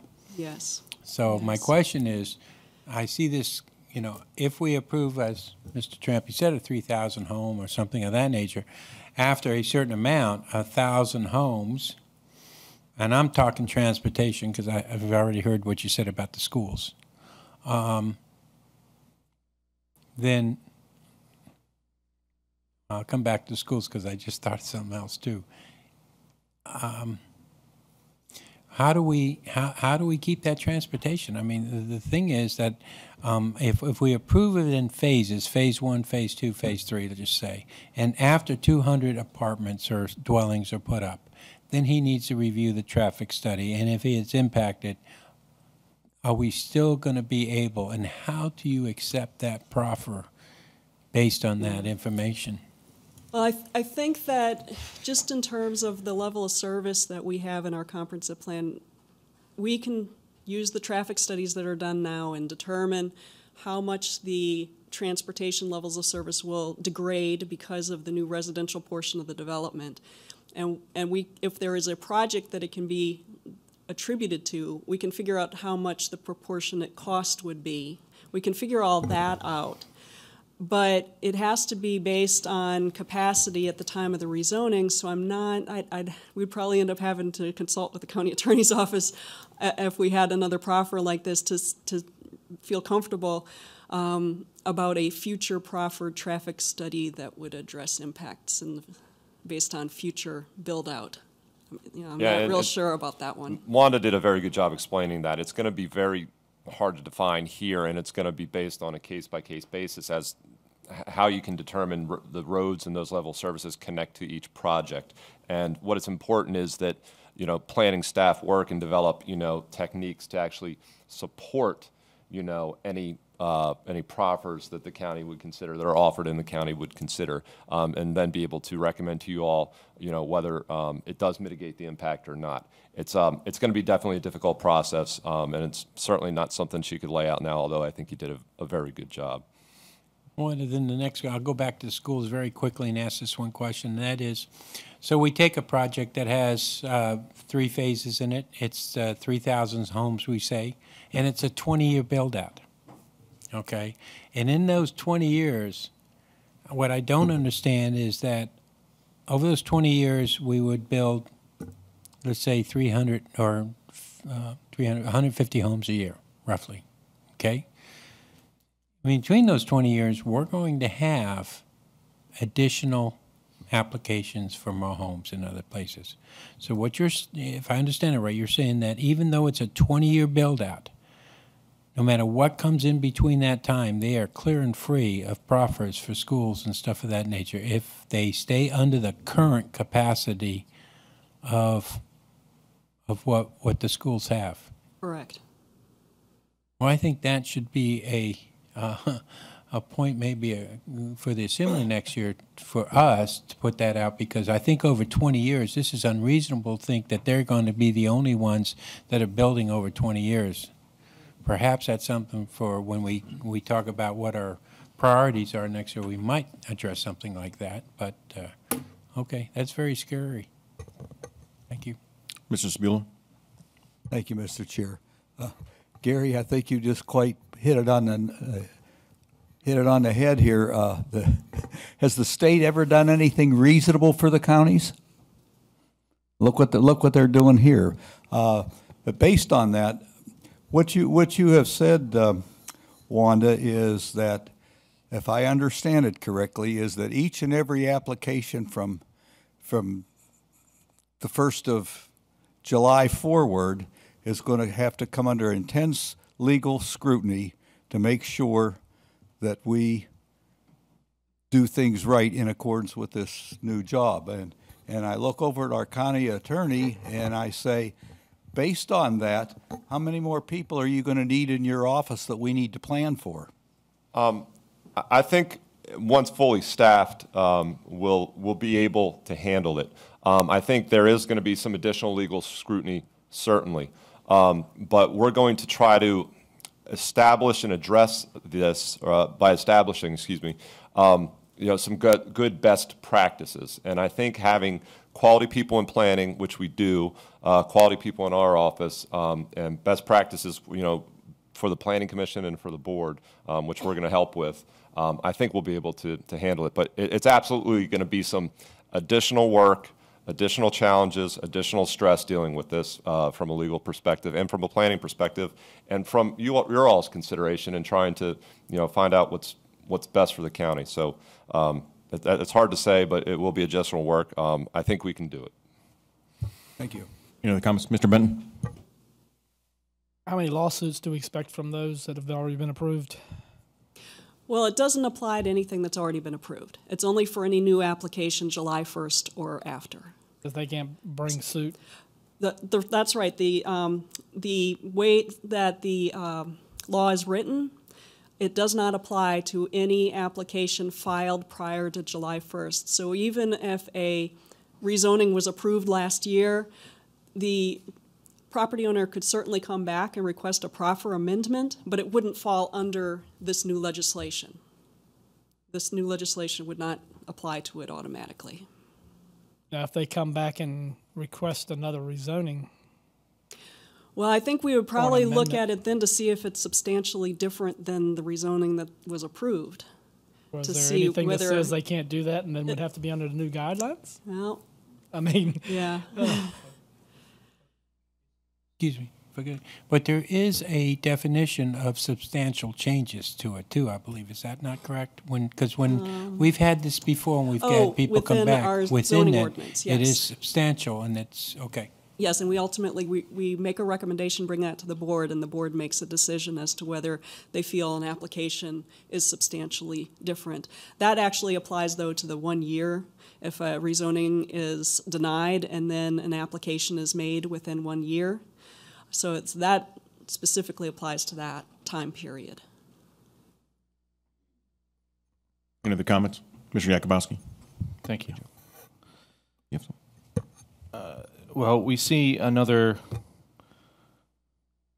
episode of where the state, and sorry, but they're morons. They're absolute morons in the General Assembly who voted for this. And I have no problem saying that to any of them. They have no idea what they have done. They have no idea what they're doing. And for some of them, all it is just a ticket to be punched to move ahead. And I'll tell you, I think that our citizens need to understand that not only do the state is responsible for transportation. We went from $4 million a year in our 6-year plan of new road money down to $400,000. And we see how our population is diminishing. I mean, that, you know, good move on their part. They can't handle transportation. They mess that up. They come up with a new system where, you know, it's better than the last one, but is that really saying much? They can't build express lanes. They're so dumb they can't even get that correct, where that is a mess that they have to go back and now fix another $20 million. Now, after decades of having a proffer system and countless hours of work that elected officials, developers, and others and staff have put into coming up with a system, they go back and say, well, let's flip it on its head. So the developer that was out there that went through the system, that proffered whatever they proffered and their package was done, they're also getting, I have to edit myself, they're getting shorted by this happening. How unfair is that to everybody? Absolutely unfair. You have developments that are going on. This one that was just here tonight. You know, you can have a competitor to them that will operate under the new system and perhaps not pay anything. And so to that guy, you know, perhaps he just filed early and he should have just waited a couple months. This is absolutely idiotic. It again shows the necessity to have people in office who absolutely know what they're doing. When we're under the thumb of the state government as we are now, and they do the things that they do, it just proves time and time again that elections are important. And it's unfortunate that so many of them get elected because things like this have real impacts. There's bigger national issues and bigger things that we talk about and, you know, don't raise taxes, don't do this, don't do that, that's fine. But this is what's going to impact your everyday life and my everyday life. And the ones that will be held responsible will be the ones sitting on this board when we get the calls from the constituents calling us names about, well, why did you do that? Well, the law says.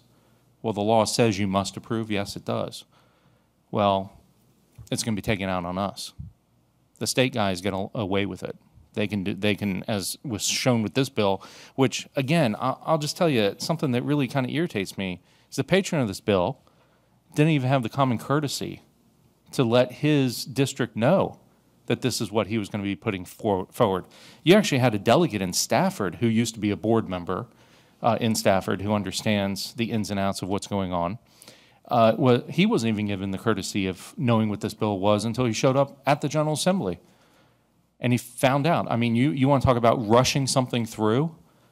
You know, you can't get other things done that are actually positive for the county and for the state. Oh, that takes years, and it goes through all kinds of committees, and it gets slowed up. But this one, man, start to finish, never saw anything quicker. And now we understand why. Because as even Mr. Benton just brought up, they come in for a rezoning on a rezoning. What's that going to do? I mean, this is a mess that they have now created that we will have to clean up. And by we, I mean staff. But that's why we have you, because you're very good, and I'm glad I'm not doing this.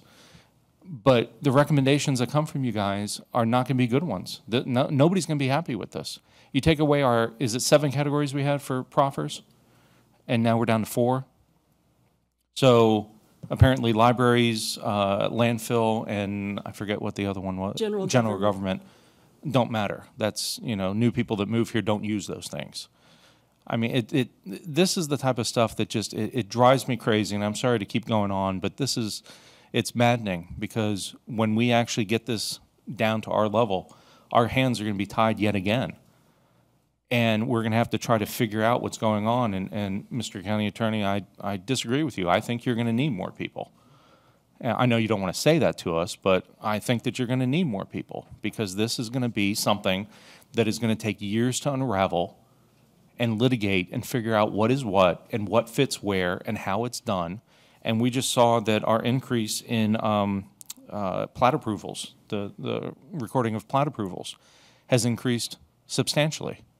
So growth is coming. We've always known growth is coming, especially for our county. And the tools that we did have to at least address it in a minimal way have now been reduced even more. And it's done by people that don't know what they're doing. And I know DC is filled with them, and apparently Richmond is too. Thank you. Any other comments? Okay. All right. Mr. Taylor, let's move on. Yes, Mr. Chairman. Next, set aside time for discussion of revisions to the board's bylaws. When I last checked, when we were posting the agenda online, there were no pre-submittals of suggested revisions that I know of. However, there have been several discussions about possible changes to the bylaws, and so this is set aside for time for discussion of such issues.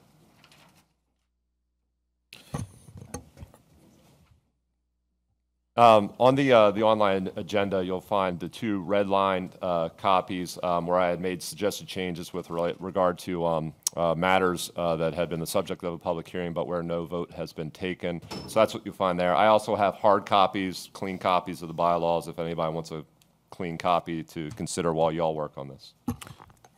So do you want to, I was going to say, do you want to talk through the two versions that you have posted here?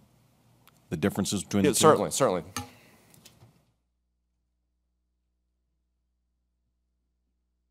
Yes, one each is fine. Yep, that's one copy for each of you for the clean bylaws if you'd like them.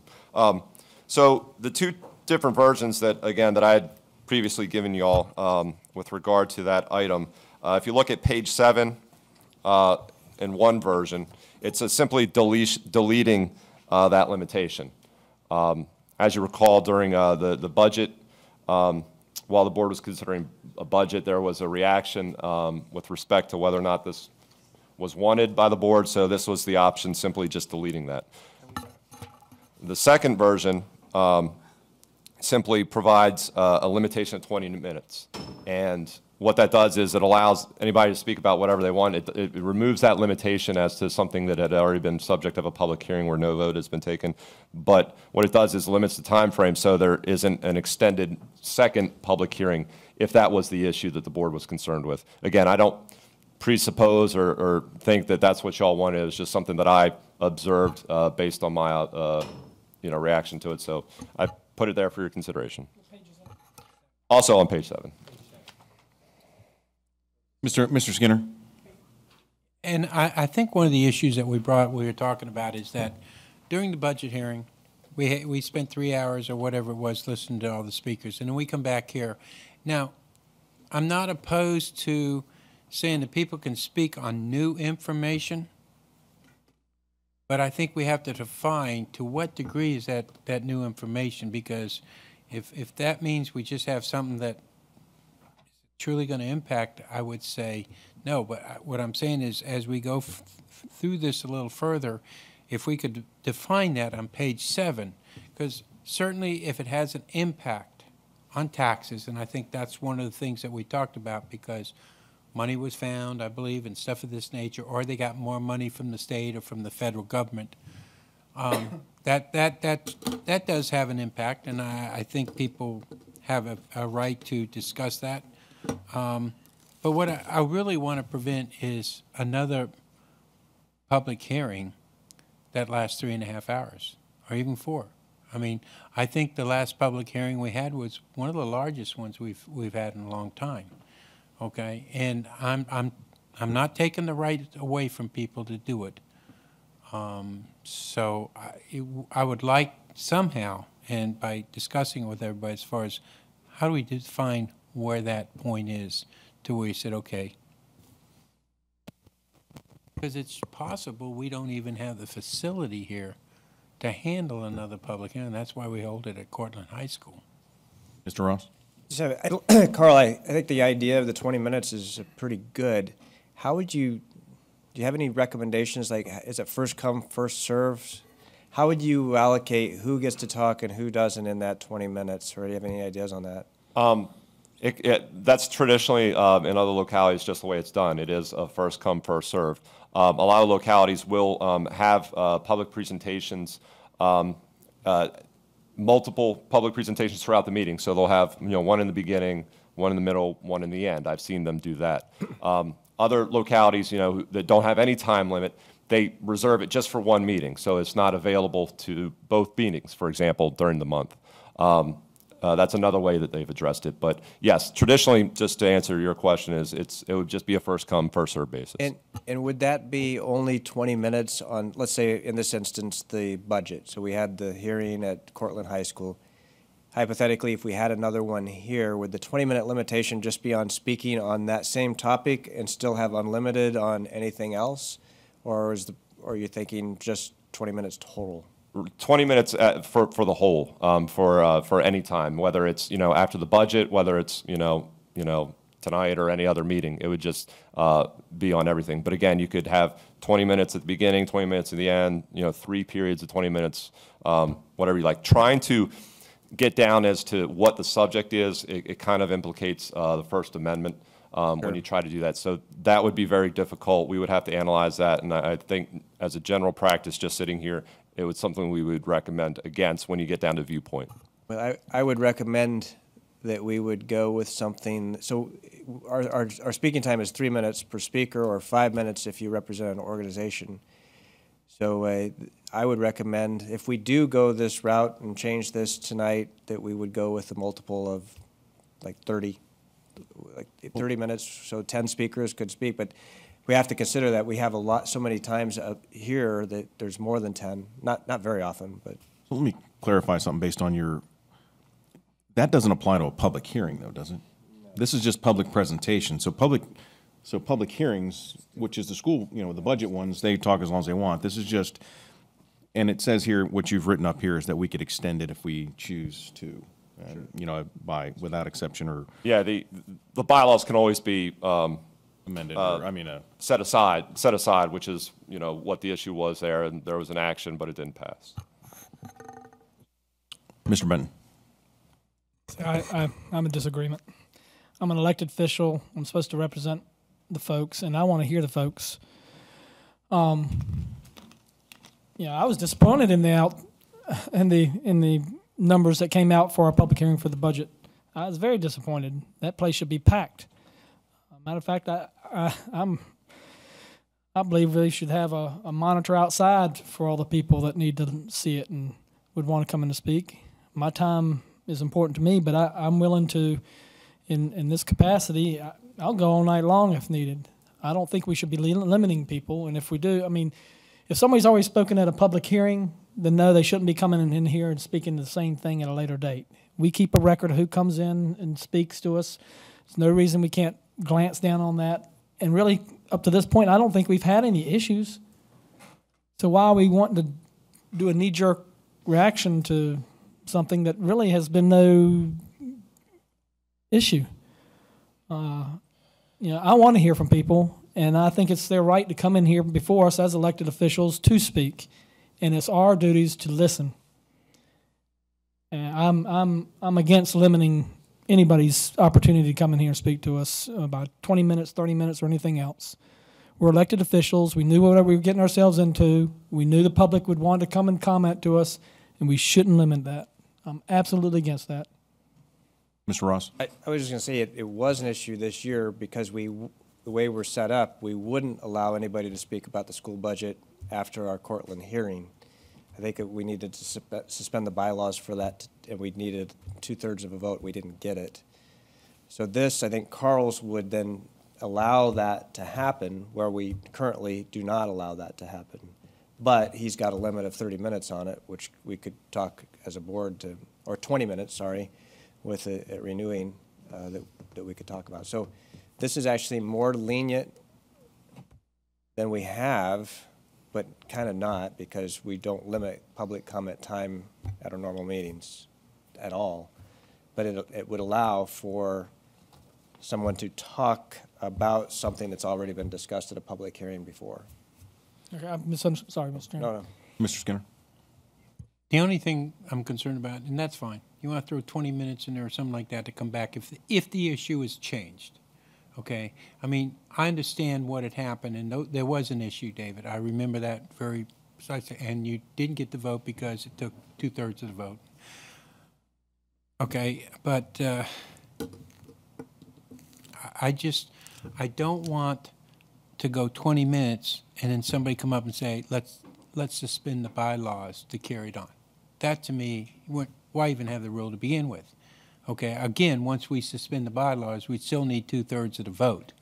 Okay, but, you know, to 5 and that, and I'm just, you know, it's not against anybody having the right to speak, but I believe that I'll sit here and listen to a first-time speaker no matter how late it goes in the night. The question is, do we allow that speaker to come back because certain things have changed and spend another, you know, 2 hours on it? I mean, I just, that's my concern. And again, I'm saying, what do we really define as a change, and how extensive of a change does it have to be before we allow this to happen? You know, Mr. Skinner, I think the biggest problem would be trying to track that, who was here, who wasn't there, and all that. And, you know, I don't know that it's really been a problem. You know, the only time that really comes up would be after the budget hearing, if we had it. But that's once a year. That may actually be an issue. And so, I mean, I don't see the problem with just letting people speak. And whether it's limited to 20 minutes or not limited at all, I mean, I would be more supportive of that. But I don't think it's been an issue. I mean, really, most people don't come back and speak on a public hearing. If we table something, I don't know that anybody's came back and tried to speak on the second, you know, on the second time, the public from the public comment. But any comment, Mr. Spula? Yeah, I tend to agree with you. This hasn't been a problem in the past. I think we're creating a problem if we start changing things. The rules that we had, that if we have a public, I'm not talking about budget hearings now. That's a whole different thing. What I'm talking about is the public presentations or zoning changes or anything else. We have in the past, after the public hearings were closed, we have tabled it for one reason or another. I see no reason for anyone to be allowed to come forth and speak again on the same subject, and that was the reason that it was cut off. I just don't see a reason for the change here. And as far as our budget hearings, if they want to stay after midnight, we'll vote to allow that to happen if they're all signed up to speak. And that's it. It's one public hearing, not 2 or 3 or 4 or 5 just because we go through different things in the budget. It's one public hearing on the budget. So, my comment. Any other comments? Mr. Yakubowski? Thanks. When it comes to the budget, remember, the county administrator presents in February, and then we usually have, this year was till April, but usually it's at the end of March that we have our big hearing. So I think people have enough time before that to speak about what the budget is. If there's radical changes that go on in the budget itself, well, geez, we can do that right up until the last minute, as everything is sort of fluid at that point. It hasn't been an issue in the past, and I do think that people do have plenty of time. I would be against a time limit simply because I don't want to look as though we're trying to stifle anybody or set it up as though if you bring a group of 20 and everybody wants to speak, there's not enough time for you to do it, so why even come, because they're not going to let us do it, because they have to suspend the bylaws, and that takes a 2/3 vote, and are they going to do it? So that's just too many hurdles for our citizens to have to deal with. If you have clear and cut rules that apply to everybody across the spectrum for the entire year, not different for budget season or any other season, people know what it is. If we can make it easier for folks to talk and share their viewpoints, I agree, Mr. Benton. If they want to come here and talk until midnight, I mean, we did that over the summer with another issue we dealt with, and that's absolutely how we should run this. But I don't think that we should change this simply for one issue that had come up.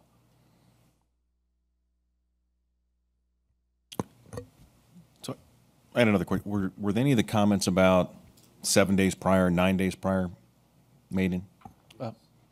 No, I haven't made any other changes. These were offered at like immediately after, I think it was the next week after that initial meeting.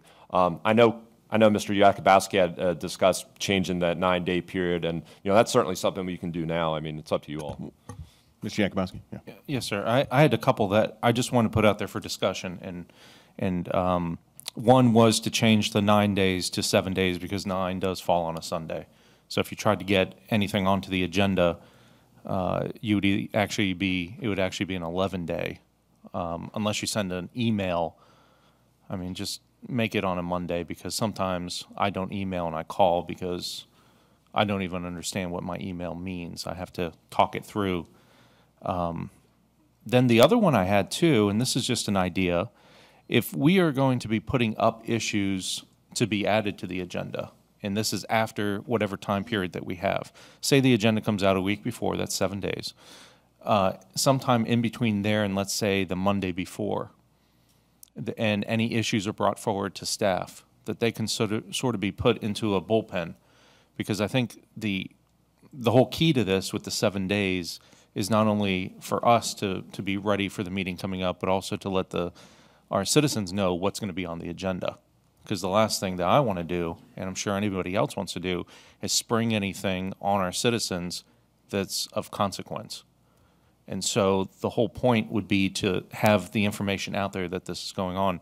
So the idea that I had of a bullpen was just simply that, and you can call it whatever you like, but to simply take them and stack them, that these are the issues that have been brought up. Mr. Yakubowski said this, Mr. Benton said this, Mr. Skinner said this, whatever. And then present those to the board at the next meeting of agenda items, either for that agenda if there's something that we have to deal with or it's not that controversial, or to be put later on. And then you also give the public time to see what they are, and but I would say that having the 9 changed down to 7 would be better, and then just sort of listing out there what the issues are to be added. And I'm sorry, one last one too was a thought that I had, I think other localities do it, is to vote the agenda at the beginning of the meeting. That this is what it is, we vote, we agree, and then we move forward with it.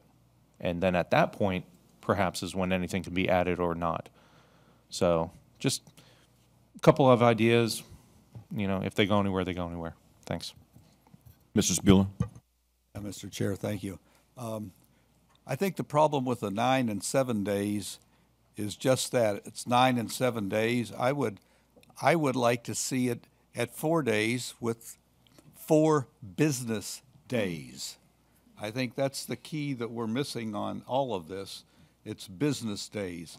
That's an adequate time for us to get the information and present it to the local paper to publish everything that is going to be on the agenda.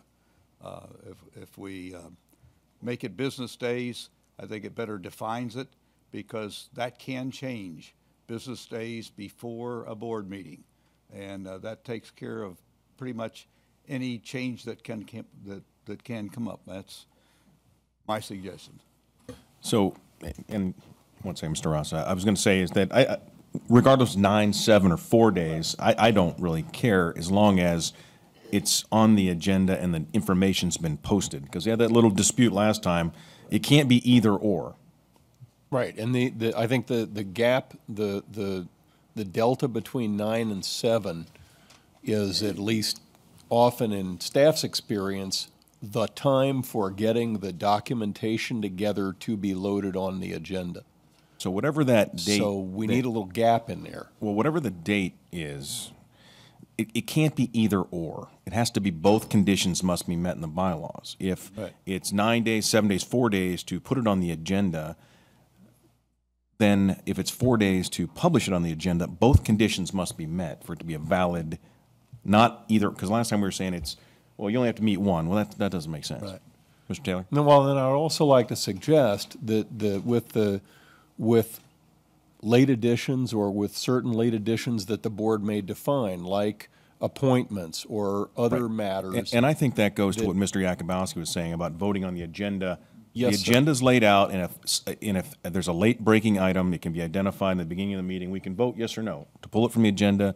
If everybody's comfortable with voting on a late appointment, then we vote on it. If not, we pull it off and we postpone it. Mr. Ross, you had a I was question? just going to say, we already have that ability right now with the suspension of the bylaws, especially for appointees, which, to my knowledge, up until recently, we've always suspended the bylaws for those kinds of things. So if it's on the agenda, then it's not a 5-7 vote, right? So if we're just voting on the agenda, then it's just majority at that point. So that's Mr. Chairman, if I may, I believe the bylaws, and I don't have it right in front of me, but I believe the bylaws allow something to be added to the agenda with a simple majority vote. It doesn't have to be a 2/3 vote. So anybody could add an item to the agenda the day of the meeting, at the meeting, right now, say, on a simple 4-3 vote. Right. That's true. Mr. Chair. Mr. Ross. Going back to the 4 business days, I believe 1 week is what we currently have because the agenda should be posted by our bylaws 7 days prior, so it's close of business Tuesday night. So that really gives you Wednesday, Thursday, Friday, Monday. So we're actually, with 1 week, it is 4 business days, unless, of course, there's a holiday. But I think most of us use the electronic version of our board, and most of the public does too. So weekends and holidays really don't matter. For me, it's a clearer definition of saying 1 week, 7 days.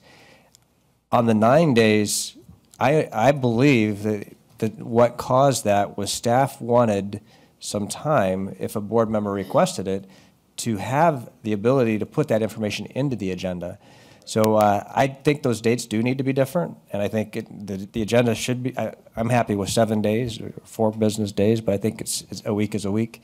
And but I don't know how much time staff needs to get that, and I actually prefer email because then we don't have well, I told you, Mark, to put that in there. Don't you remember our 45-minute conversation, and for the 10 seconds I told you to put that on the agenda? So then we don't have that miscommunication. It's actually, I don't see that as being too bad. Now, with staff would like more than 9 days and make it 11, I would be open to that if staff would recommend that. But I think both our 9 days and 7 days are fine, but I do agree that it needs to be both of those items met to actually be on the agenda. Any other comments or? I just wanted to let you know what I'm doing is each individual board members kind of identified request or need. I'm jotting those down for the work session, and if you all want me to draft each of those up and come back at a later time so you can have them in front of you to consider, I just wanted to let you know that that's why I'm jotting things down so you can be able to do that. But again, if you want to try to work through them each one-on-one tonight and vote on tonight, we can certainly work on that. Comments? Mr. Chairman. Mr. Yakubowski. I don't see any rush. I would agree. say let's just take our time, go through it, think about it, and we can work through it. Because if we need to, we can always suspend the bylaws anyway. So, thanks. Any more comments on so any more information, just pass it on to our county attorney and. Yeah, please do. Please, if there's anything else, let me know, but that's what I'll do. I'll draft them up and work with Mark to get it on a future agenda when we have time. Okay. Mr. Chair. Mr. Skinner. Just one quick comment. So as board members, we should think about as our board comments when we have an opportunity, then we're really only looking at appointments and stuff of that because as we have done in the past, and I'm guilty of it, I've brought up certain things and I've asked for approval that same night. So just get a clarification for board members. We're really looking at the very simple things as appointments as we've done to fill gaps and stuff of that nature. If for some reason we forgot, we brought it in, give a small resume to everybody. Is that true? I mean, am I on the right sheet of music? Mr. Chairman, if I might, just to What I was thinking of is that with the deadline, let's just say it's 7 days before the meeting, once that agenda is published, everything that comes in after that period is put into a separate basket. And then when Tuesday rolls around, there's the basket, here's what the agenda is, here's the extra stuff. If we want to add it, we can add it. Okay. But I understand what it's you're a saying. distinct separation between the two. Right. But I think this board also has, members of this board says, look, I need a couple days to think about it, and that's reasonable. I'm not throwing something up there, so, okay, thank you. That's Okay. Let's go on to the next item. Good. Next item was picking up discussion on the possibility of a regional elected officials dinner or function to get the board together with your cohorts in our region. Looked at possible dates and found that first of all, the past pattern for these regional events has been on the third Wednesday of the month, which seems to be the most consistently available time. June had both a third Wednesday and a fifth Wednesday, those being the 15th and the 29th. However, in June, and we had been, bias had been to look for opportunities for all 7 of you to be present. The 29th does not work for Mr. Benton. The 15th does not work for Mr. Sabula. And I'm wondering whether the board's pleasure is to consider any further dates in June without all board members available, or should we look forward to perhaps the third Wednesday in July or on further in the year to put together an event. Also was interested to solicit the board's thoughts on nature of the event, venue, and scope. The last, you'll recall, the last regional event was a dinner in King George that was sponsored by King George County. We've gotten some preliminary estimates on possibilities for either having a catered meal at the Teen and Senior Center over at the Marshall Center, or having an hors d'oeuvre event at Stevenson's Ridge, similar to the military civilian social event that we held last year. And those are in a meal is in the scope of $20 to $25 per head. A hors d'oeuvre event is on the nature of $1,000 to $3,000. And that is not setting the parameter at all. Other options would be to have an event at a public venue where people, have an open bar and pay as they go. The object is to have a convenient site for all to get together to draw other electeds from our region so that we can have discussion informally about such matters as, for example, your legislative agenda for next year.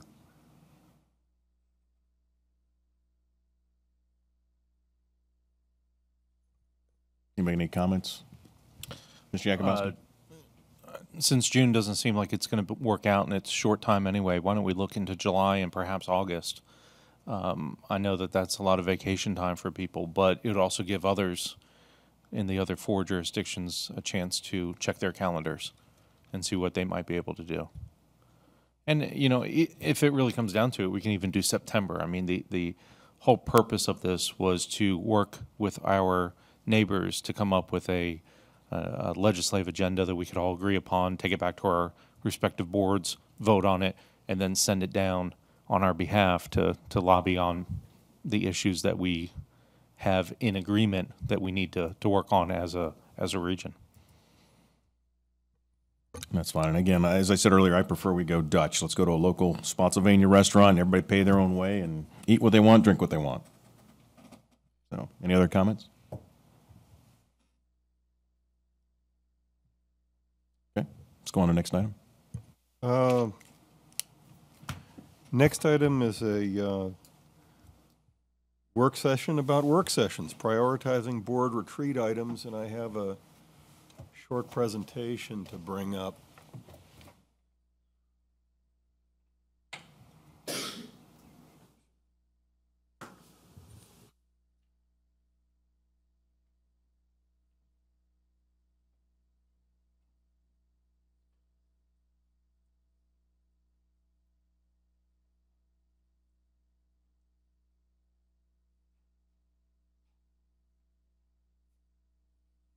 Have the floor computer, please.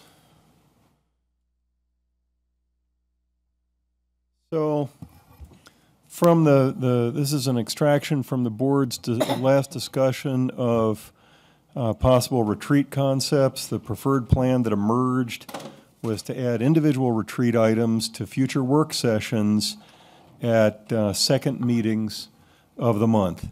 That these would involve possibly a short recess, followed by a discussion of a retreat or work session item with a time limit of discussion of up to 45 minutes on the topic. Looking at second meetings upcoming, then we have June 28th. There is no second meeting scheduled for July or August, consistent with the board's traditional calendar. It's the second meeting September 27th, second meeting October 25th, second meeting November 22nd, which is the Tuesday before Thanksgiving. Looking at potential issues for these meetings for discussion, and considering both issues in the basket, if you will, of those commented on or suggested by board members, and trying to put a rough priority on them, and also looking at the necessity of addressing certain issues in the cycle of the board's calendar in relation to the budget and other external drivers. We're looking at June 28th, suggesting that those topics could be the compensation study item that was suggested or requested by Mr. Benton, but has been the topic of discussion items from several board members.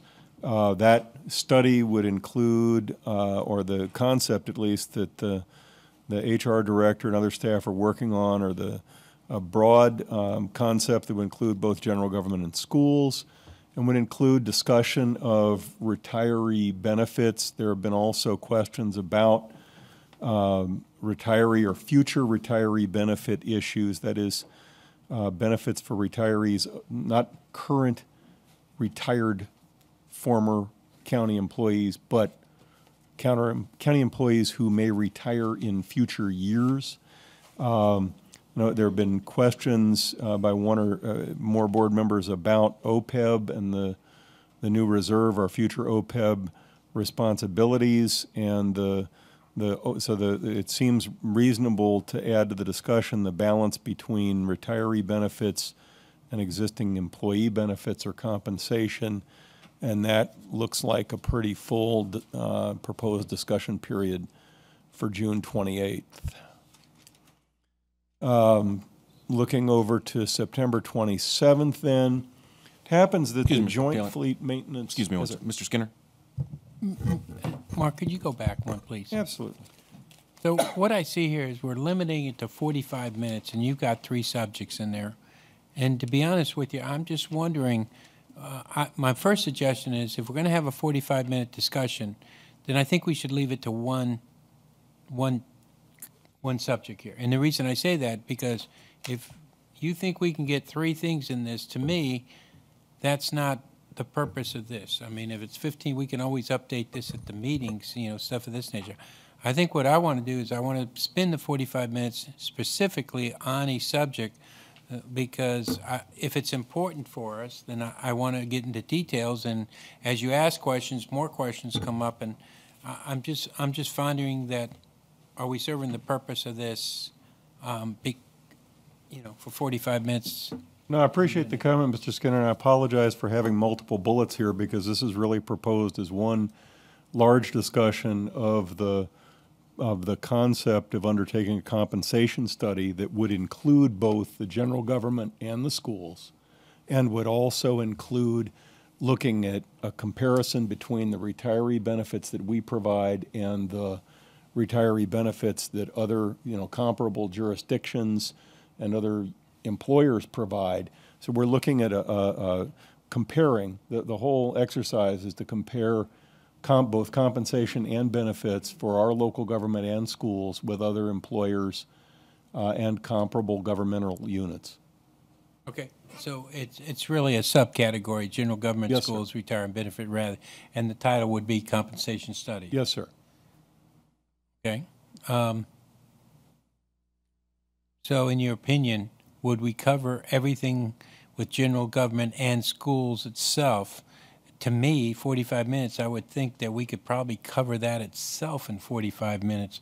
And the next question is that something that we would, when we do this one specifically, would we have any school representatives here to answer questions, ask questions?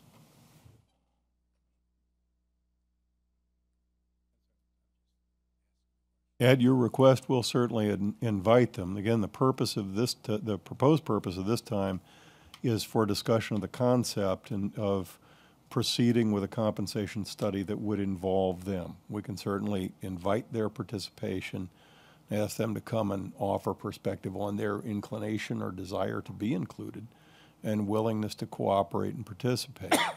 That the finance director, in response to board requests, has been looking at a few different concepts for potential studies, looking at what they might cost and different parameters that could be involved in them, and is working on a presentation for June 28th or some point in the future that lays out the alternatives and puts options in front of the board for discussion and possible decision on whether, and if so, how and in what scope to proceed with a compensation study. Chair. Mr. Sabula. Yeah, I guess I'm a little confused and must have missed a meeting someplace. How did we get to work sessions as a retreat? I thought we were looking at a weekend or a half a day retreat. I can't see how we're going to accomplish anything in 45 minutes. I just can't see that. It just takes longer to discuss a subject than 45 minutes, especially with the way this board works. How did we get? Well, to recall, there was a paper questionnaire passed out. It was actually passed out. I passed it out at the budget public hearing and soliciting input from board members about potential dates and potential topics. The dates were impossible in terms of finding any coincidence of availability for board members, and there was a subsequent discussion about what might we do. I can't in the moment recall which meeting it was at, but there was subsequent discussion among the board about what to do with the retreat concept given the unavailability of common dates and disagreement about whether to be during the week, on the weekend, nights, during the day, a whole day, half days. The different concepts never settled in one preference. What did emerge was a suggestion that perhaps key topics or priority topics could be handled at second meetings spread through the year. The compensation study is actually the first topic recommended for these second meeting dates because it was the most frequent commented item or most frequent subject of comment on the polling from the little paper poll that I passed around seeking board input. Issues relating to compensation, whether it was for employees generally, public safety, retirees, that this set of issues was touched by several of you who responded to that exercise. And then there were also separate board requests, Mr. Benton in particular, but I think also others that addressed requests regarding the possibility of this concept and the need for or desirability of discussion by the board. That's how we got here. I recall some of that discussion. I just don't recall it moving it to a Thursday work session, or I'm sorry, a Tuesday work session. But anyway, a further comment. I think a compensation study. I have to agree with Mr. Skinner's first comment, and I just think 3 bullets there. Compensation study would do it. Again, limiting ourselves to 45 minutes. I just don't see how we can do anything but chatter and walk away and not accomplish anything. Just my opinion. Mr. Benton. You can always increase the time. We need to have some conversation eventually. We need to get some things done. Like I say, I took this position to try to do that, and I'm willing to stay as long as it takes. I'm just under that opinion. That's it. Mr. Jakubowski. Yes, thank you. Part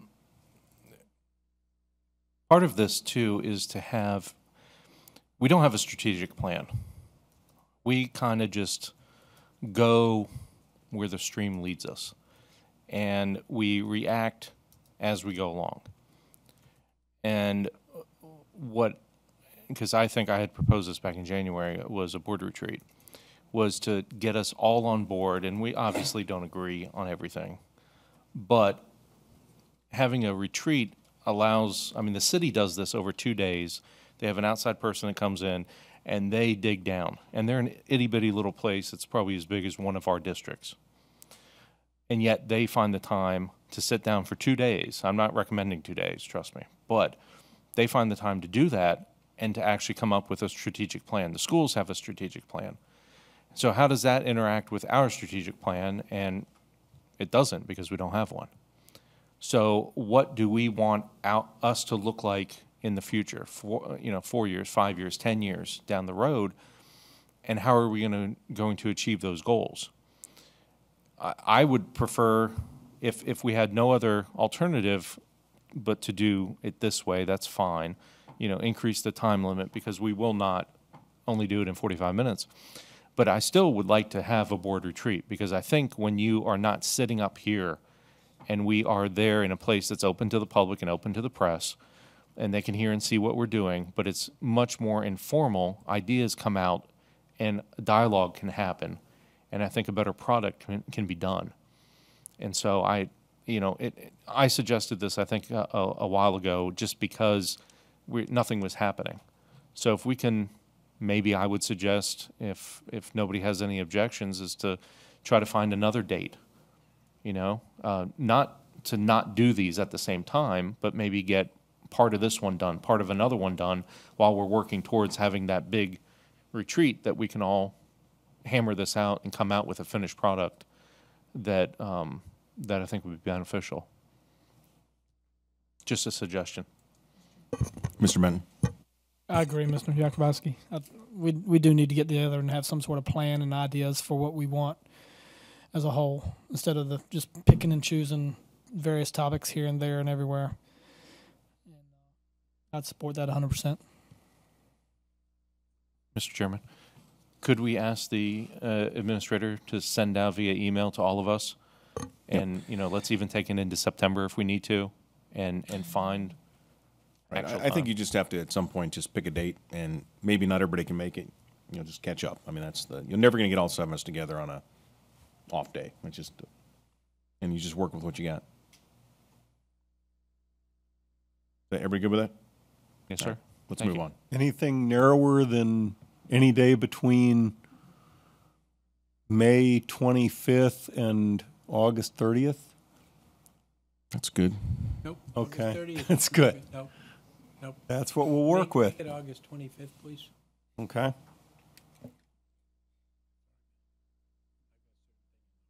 Actually, the 20th of August.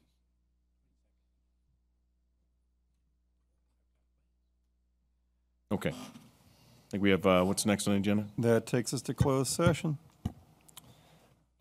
And I'll read the closed session resolution. Whereas the Spotsylvania County Board of Supervisors desires to adjourn into closed meeting for discussion of assignment, appointment, promotion, performance, demotion, salaries, disciplining, or resignation of specific public officers, appointees, or employees of the county, specifically the interim deputy county attorney and the position of interim deputy county attorney. And whereas the County Board of Supervisors desires to adjourn into closed meeting for consultation with legal counsel and briefings by staff members or consultants pertaining to actual or probable litigation, where such consultation or briefing in an open meeting would adversely affect the negotiation or litigation posture of the public body, specifically Walgreens Company versus County of Spotsylvania, Virginia cases CL 13-1151 and CL 15-723, and Kohl's Department Stores, Inc. v. Board of Supervisors, Spotsylvania County and Spotsylvania County, case number CL 14-1, and consultation with legal counsel employed or retained by a public body regarding specific legal matters requiring the provision of legal advice by such counsel. And whereas the Spotsylvania County Board of Supervisors desires to adjourn into closed meeting for discussion or consideration of the acquisition of real property for a public purpose or the disposition of publicly held real property where discussion in open meeting would adversely affect the bargaining position or negotiation strategy of the public body, specifically acquisition of property in the Berkeley District and consultation with legal counsel regarding said acquisition. And whereas pursuant to Virginia Code 2.23711A1, 3, and 7, such discussions may occur in closed meeting. Now, therefore, be it resolved that the Spotsylvania County Board of Supervisors does hereby authorize discussion of the aforestated matters. So Motion. moved. Call the question.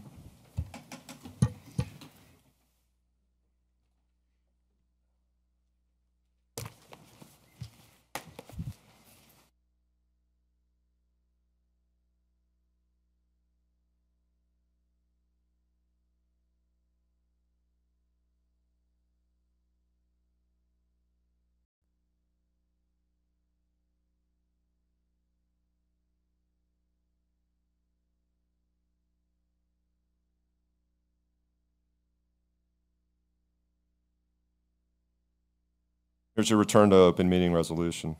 Whereas the Spotsylvania County Board of Supervisors has convened a closed meeting on this day pursuant to an affirmative recorded vote in accordance with the provisions of the Virginia Freedom of Information Act, and whereas Section 2.23712D of the Code of Virginia requires a certification by this board that such closed meeting was conducted in conformity with Virginia law, now therefore be it resolved that the Spotsylvania County Board of Supervisors hereby returns to open meeting and certifies by roll call vote that to the best of each member's knowledge, only public business matters lawfully exempted from the open meeting requirements of the Virginia Freedom of Information Act and identified in the motion to convene into closed meeting were heard, discussed, or considered in the closed meeting.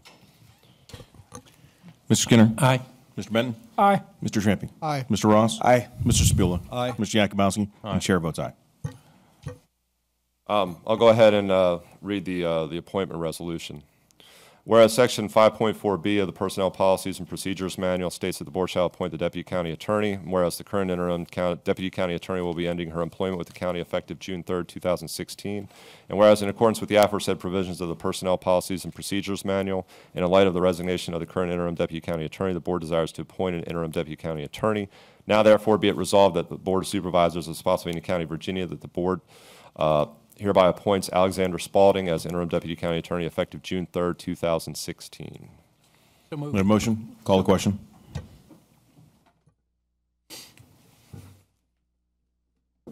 Seven yes. Mr. Chair, I make a motion here. I hereby move that the board authorizes the interim county attorney to engage outside counsel to represent the county in the following matters pursuant to the strategy discussed in closed session: Walgreens Company versus County of Spotsylvania, Virginia, case number CL 1300115-1-00 and CL 150000723-00, and the Kohl's Department Store Incorporated versus Board of Supervisors, Spotsylvania County, Virginia, and Spotsylvania County, Virginia, case number CL 1400001-00. Call the question.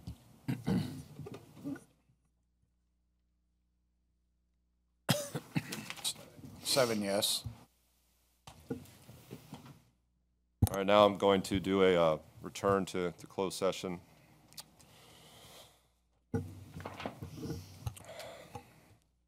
Whereas the Spotsylvania County Board of Supervisors desires to adjourn into closed meeting for discussion of assignment, appointment, promotion, performance, demotion, salaries, disciplining, or resignation of specific public officers, appointees, or employees of the county, specifically the interim deputy county, specifically the county attorney position.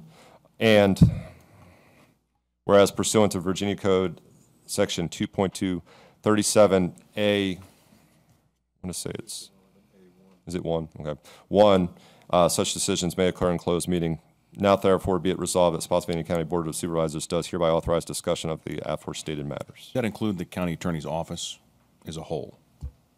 No, I can amend the motion to include the county attorney and the county attorney's office as a whole. Call the question.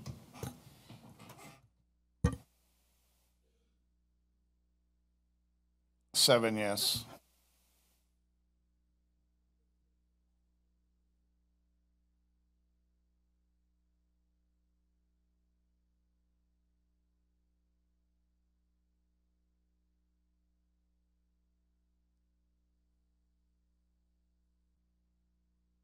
All right, here's your return to open meeting resolution, part 2. Whereas the Spotsylvania County Board of Supervisors has convened a closed meeting on this day pursuant to an affirmative recorded vote in accordance with the provisions of the Virginia Freedom of Information Act, and whereas Section 2.23712D of the Code of Virginia requires a certification by this board that such closed meeting was conducted in conformity with Virginia law, now therefore be it resolved that the Spotsylvania County Board of Supervisors hereby returns to open meeting and certifies by roll call vote that to the best of each member's knowledge, only public business matters lawfully exempted from the open meeting requirements of the Virginia Freedom of Information Act and identified in the motion to convene in closed meeting were heard, discussed, or considered in the closed meeting. Mr. Skinner? Aye. Mr. Benton? Aye. Mr. Trampy? Aye. Mr. Ross? Aye. Mr. Bueller? Aye. Mr. Jakubowski? Aye. Chair votes aye. To adjourn? Yes.